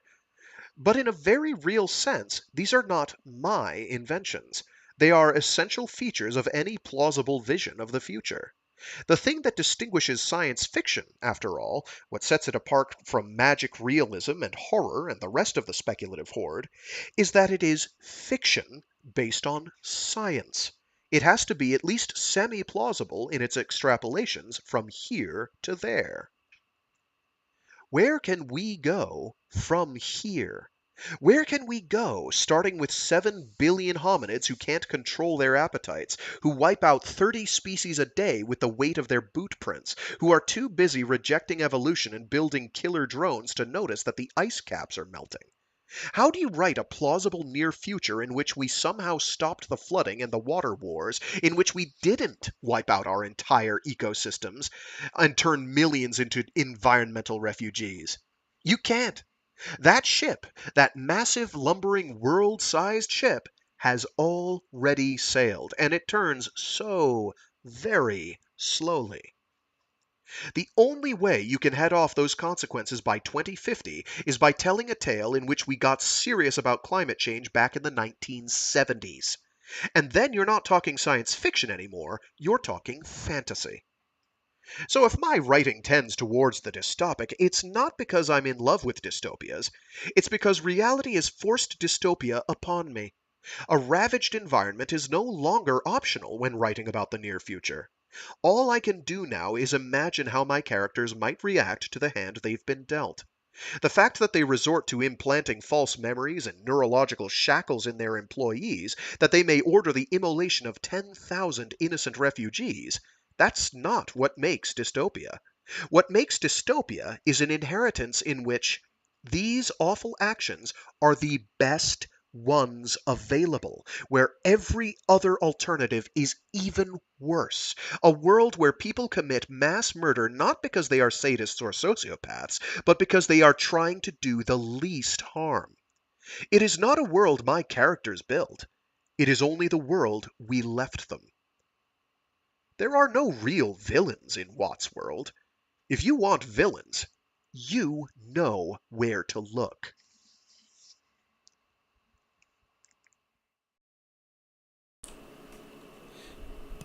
Dystopia is not always an unhappy place. There are, as it happens, certain dystopias in which it's perfectly possible to be happy as a clam. Vast numbers of people go through life never even realizing that they're in one, might live through the real-time decay from freedom to tyranny and never notice the change. It basically comes down to wanderlust. Imagine your life as a path extending through time and society. To either side are fences festooned with signs. No trespassing, keep off the grass, thou shalt not kill. These are the constraints on your behavior, the legal limits of acceptable conduct. You are free to wander anywhere between these barriers, but cross one and you risk the weight of the law. Now, imagine that someone starts moving those fences closer together. How you react, whether you even notice, depends entirely on how much you wandered beforehand.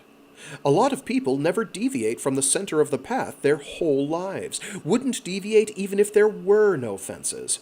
They're the ones who can never understand what all those fringe radicals are whining about. After all, their lives haven't changed any. It makes no difference to them whether the fences are right on the shoulder or out past the horizon. For the rest of us, though, it's only a matter of time before you wander back to a point you've always been free to visit in the past, only to find a fence suddenly blocking your way. When that happens, you might be surprised at how close those things have crept when you weren't looking. I know I was. I'm not what you'd call a hardened criminal. I've found myself in the little white room at U.S. Customs somewhat more often than might be expected from a random selection process, but I suspect that that's just because your average customs agent doesn't quite know what to make of the self-employed biostatistical consultant and writer. Why the hell is that supposed to be?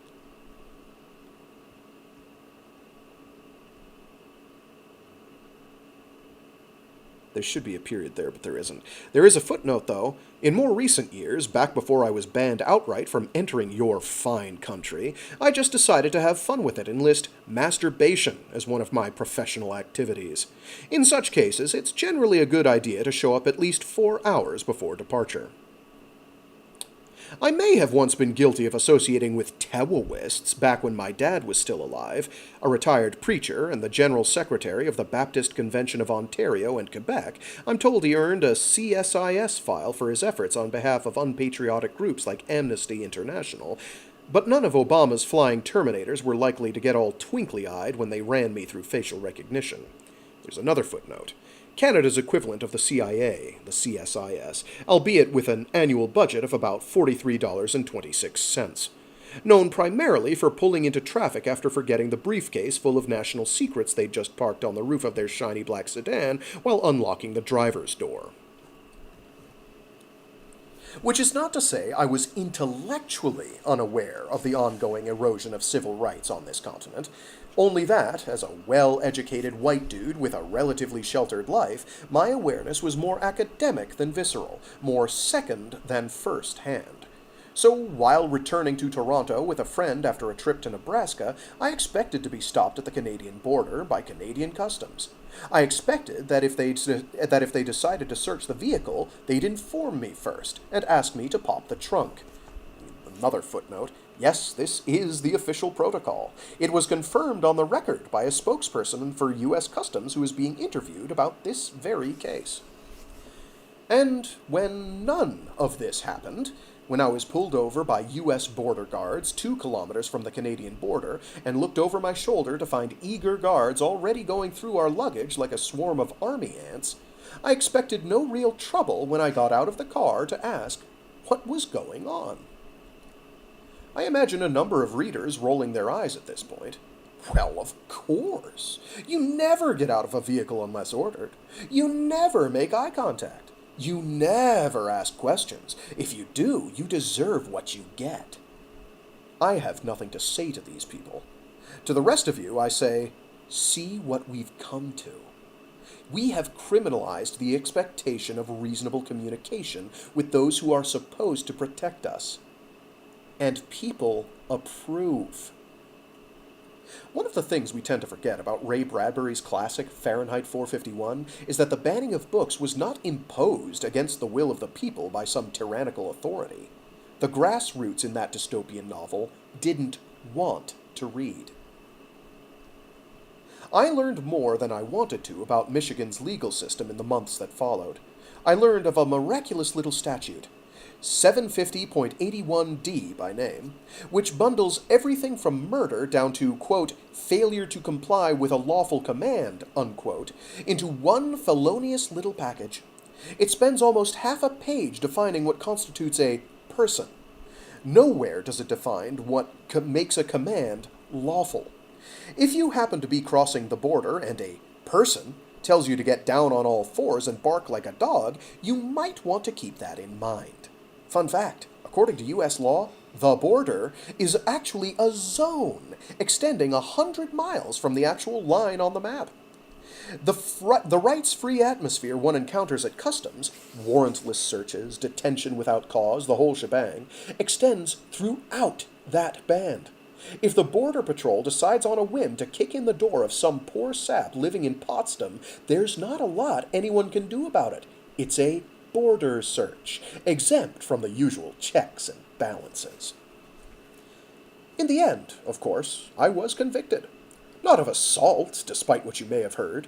The trial established that there was no aggression on my part, not so much as an expletive or a raised voice, despite prosecutorial allegations that I, quote, resisted, unquote, that I, quote, choked an officer, unquote. Footnote. To this day, I remain puzzled why they'd even make those allegations in the first place. They must have known that my passenger saw the whole thing and would call bullshit, which is exactly what happened. What the prosecution fell back on, ultimately, was that just after I'd been repeatedly punched in the face and just before I got maced, I'd been ordered to get on the ground. And instead of immediately complying, I'd said, "What is the problem?" It didn't matter that I had been punched in the face, or that the guards themselves had lied under oath. The jury threw out their testimony wholesale because, as one of them stated on the record, they couldn't keep their stories straight. It didn't matter that DHS itself, called up from Detroit in hopes of boosting the charges — my arrest sheet originally accused me of assaulting a federal officer — refused to participate in the case once they'd interviewed those involved. It didn't even matter that jury members publicly opined that the guards should have been the ones on trial. 750.81d forced them to convict regardless. It's important to note that what happened to me was not an abuse of the law. The law functioned exactly as it was supposed to. It gave carte blanche to authority while criminalizing any act, even asking a question, short of immediate and unthinking compliance. We live in a society where laws are designed to protect not the populace, but the right to abuse the populace under almost any circumstance. I'm focusing on the US here because that's where I encountered my own personal fence. It's also where most of you happen to live. But lest you think I'm just another smug Canuck taking a fashionable dump on the ugly American, let me emphasize that I hold my own country in no greater esteem. The Canadian government routinely muzzles its own scientists and is currently busy dismantling even the rudimentary environmental protections with which we once made do. My hometown of Toronto was the site of Canada's largest violation of civil rights during the G20 protests in 2010. Over 1,000 people arrested and detained, the vast majority of them without charge. Footnote: 1,118 arrested, 231 charged, 24 guilty pleas, 0 convictions after trial. Hundreds kettled for hours in a freezing downpour, ordered to leave, prevented from leaving, arrested for noncompliance. Preemptive gunpoint roustings in private bedrooms, 4 a.m. arrests on the chance that some activist might otherwise commit a crime later in the day. And what kind of party would it been? What kind of party would it have been without the traditional beating of unarmed, unresisting protesters by officers with obscured badge numbers, who then leveled charges of assaulting police on their victims? Thank the gods for cell phone cameras. Thank the gods for YouTube. Should you be tempted to suggest that North America, with all its authoritarian abuses, is still a paragon of liberty next to the likes of Iran or Communist China or North Korea, I will not argue the point. In fact, I will emphasize it. From the saturation surveillance of central London to the Toronto PD arresting people for failure to obey search and seizure laws that don't actually exist, the systemic abuse of civil rights seems to be a feature of freedom-loving democracies everywhere. This, apparently, is the best we can do.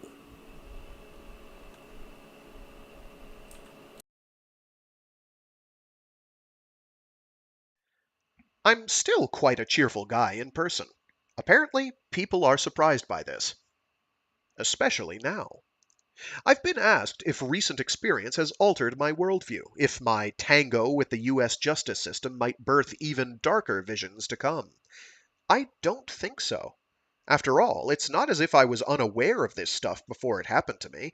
One or two journalists have even highlighted parallels between my real-life experiences and the things I've inflicted on fictional protagonists, as though my imaginings of police brutality were somehow prescient because they happened to occur in the future.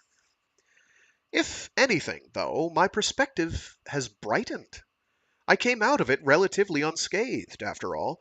I was convicted, but despite the prosecution's best efforts, I didn't go to jail. I'm not welcome back in the US anytime soon, maybe not ever, but at this point that's more of a badge of honor than a professional impediment. In a very real way, I won. Most would not have.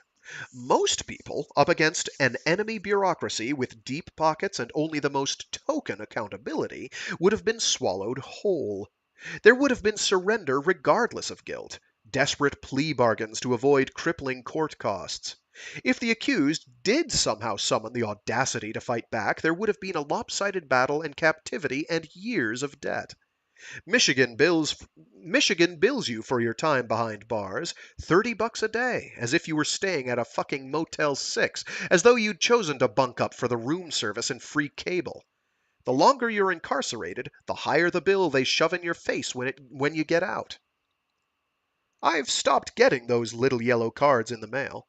Maybe they gave up. Maybe they lost track of me when I moved. Maybe the fact that I'm on the far side of an international boundary makes me not worth going after for the price of one measly night in the clink. Footnote. From the Department of Small Worlds. There were books in my cell. Most had been picked over for use as pillows, which aren't allowed in the St. Clair County Jail, but amongst the remaining dregs, Good News for Modern Man, and Mr. God, This is Anna, I did make one anomalous finding. An ARC from Tor. Some kind of Benchley-esque thriller about the Loch Ness Monster. If anyone can remember the title, drop me a line. Those poor bastards I shared beans and Kool-Aid with, though. No protective borders, no sanctuary, no breaks for them. A year in jail and they walk out $10,000 in debt. And even they have it pretty damn easy next to a family friend whose activist husband was disappeared in Latin America, who was gang raped and gave birth in jail. Conversations with such folk leave you a bit less inclined to whinge about the injustice of Michigan's legal leghold traps. I had so much help. Half the internet woke up on my behalf. Thanks to Dave Nickel and Cory Doctorow and Patrick Nielsen Hayden and John Scalzi, thanks to all the myriad folk who boosted the signal and chipped in to my defense fund, footnote, some of whom are still owed thank you emails 3 years later, I walked away no poorer than when it all began. I walked away heartened. Look at all those friends I didn't know I had. See how obviously corrupt the authorities were shown to be in the court of public opinion. See what outrage and anger can accomplish when the rocks are kicked over and their undersides exposed to the light. Port Huron now posts signs warning travelers of upcoming exit searches. That's something at least. So many reasons for a white middle-class guy with influential friends to have hope. And a lot of folks in this privileged demographic do seem to have hope. I once attended an event in which Cory Doctorow and China Mieville chatted about the inherent goodness of humanity, about their shared belief that the vast majority of people are decent and honorable. Another time I was the one on stage, debating Minister Faust on the subject of whether science fiction could be a happy place, and the same sentiment resurfaced. Minister attested that the vast majority of people he'd encountered were good folks. The problems we face as a species, he said, the intolerance, the short-sighted greed, the accelerating threats of climate change and strip-mined ecosystems and floating islands of immortal plastic garbage the size of the fucking Sargasso, are thanks to those few despots and sociopaths who sit atop the world's power structures, shitting on the world for their own profit. I concede the point, to some extent at least. Even in the depths of the system arrayed against me, bright spots ignited where I least expected them. That one border guard who refused to fall in line with her fellows, who testified that she didn't see me committing the acts of which I stood accused. The jurors who, having voted to convict, spoke out publicly on my behalf. One of them stood at my side during sentencing, in a show of support that netted her an extended ordeal of police harassment and home invasion. A judge who set me free with a small fine, admitting that I was the kind of guy he'd like to sit down and have a beer with. Reasons to hope. The anger remains, though, even if all those other folks are right about the goodness of grassroots humanity. Especially if they're right. Because what do you call a world of decent folks ground beneath the boot heels of despots and sociopaths if not dystopia?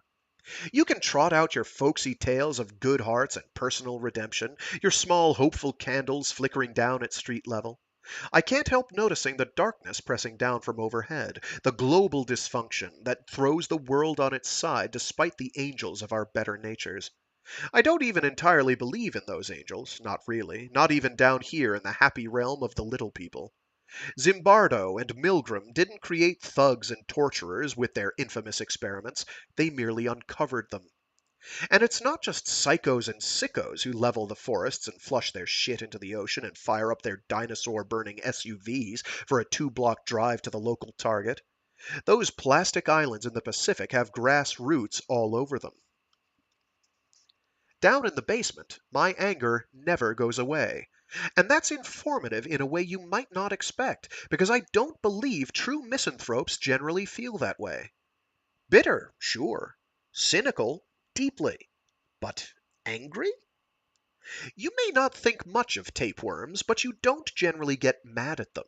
You might wipe cancer off the face of the earth if you could, but not because the thought of cancer leaves you spluttering with rage. You don't blame something for doing what it does, what it's always done, what you expect it to do. You only get mad if you expected better. Apparently, my writing spells misanthrope to a fair number of readers. It's my anger, I think, that puts the lie to that label. It winds through so much of my fiction, the collapsing civilization of the Rifters trilogy, in the island's betrayal of Sunday's faith, in an anonymous ambassador's paradigm-shifting realization that backstabbing is just the way we do things out here. You wouldn't find it in the work of a true misanthrope. Such a person would just wrinkle his nose, shrug, turn away with contemptuous indifference. Well, of course. What did you expect? It's why I can't pull off convincing villains. It's why I got out of that car back in 2009, even though everyone knows the rules, even though we've all heard the stories. Don't fuck with those assholes at the border. Don't even make eye contact with them. You should hear what happened to me last year. It's because, down in my gut, I still can't quite believe that villains do exist. No matter what I've read and heard, I just can't believe that you could get shit kicked for asking a simple, reasonable question. Most of the time, of course, I'm dead wrong. And so, I get angry because I expected better. I still expect better, even now. And in what might be charitably characterized as an ongoing act of noblest stupidity, I continue to act as if people were better, in worlds both fictional and real. You know what that makes me? By definition, an optimist. And that was the totality of Peter Watts's Beyond the Rift short story collection.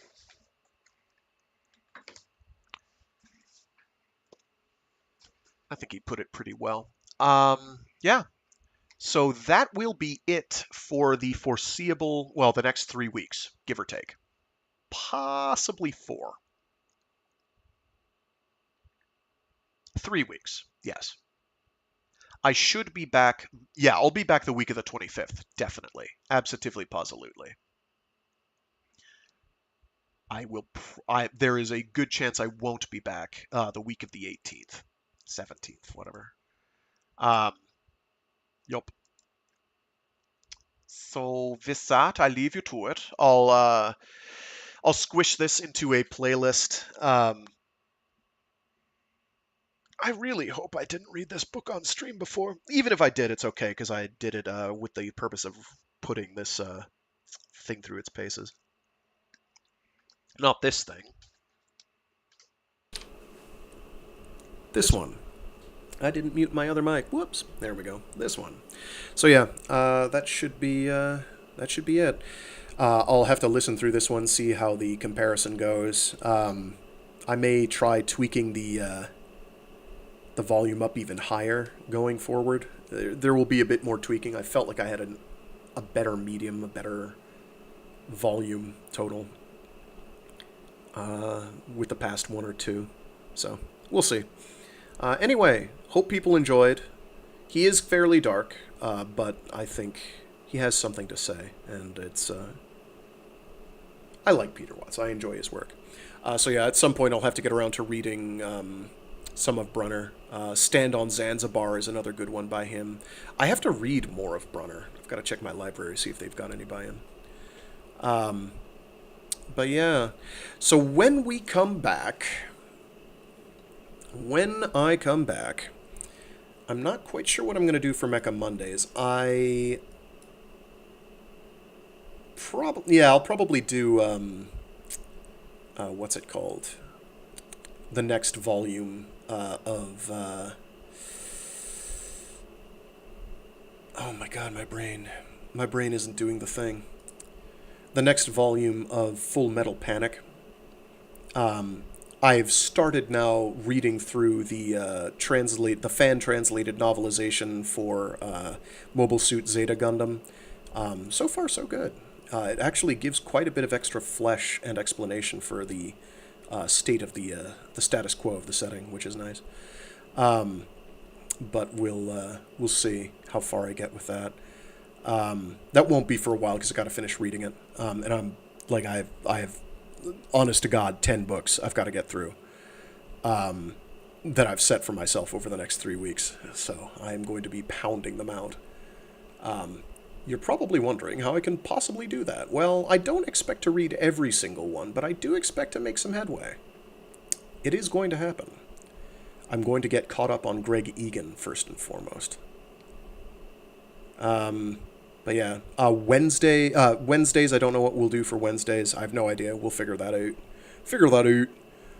And then Fridays, we will start on the Ascension Factor by Bill Ransom and Frank Herbert. So we will have those series, both the Three Body Problem / Remembrance of Earth's Past trilogy, done, as well as the Pandora sequence. So that'll be good. I'll feel warm and fuzzy about that. I'll feel like I accomplished something. After that, I don't know. I have no idea what I'll do after that. I have so many things. I have such sights to show you. And all that. I've seen things you people wouldn't believe. Anyway, with that, I'm going to go. Thanks again. Stay safe. Stay sane.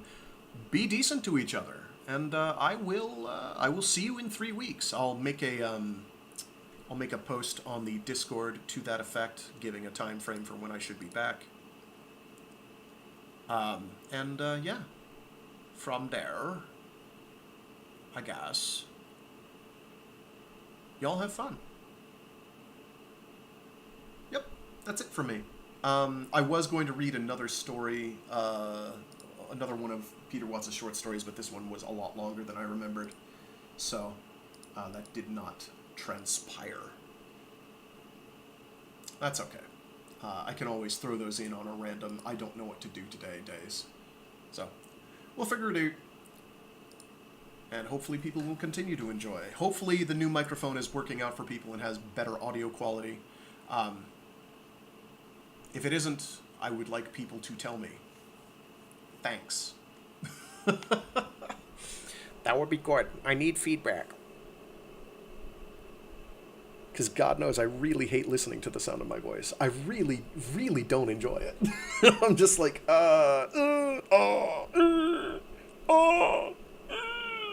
why do you people listen to me? Seriously, Jesus, God, that's painful. And so on. Lots of self-loathing buried in there. A therapist would have a field day. Or not. Maybe they'd be like, oh, you're really basic, dude. You have nothing to worry about. Peace out. But I am not there for that. Wow, that got awful self-reflective and self-recriminating very quickly. Anyway, I'll see you all later. Until next time.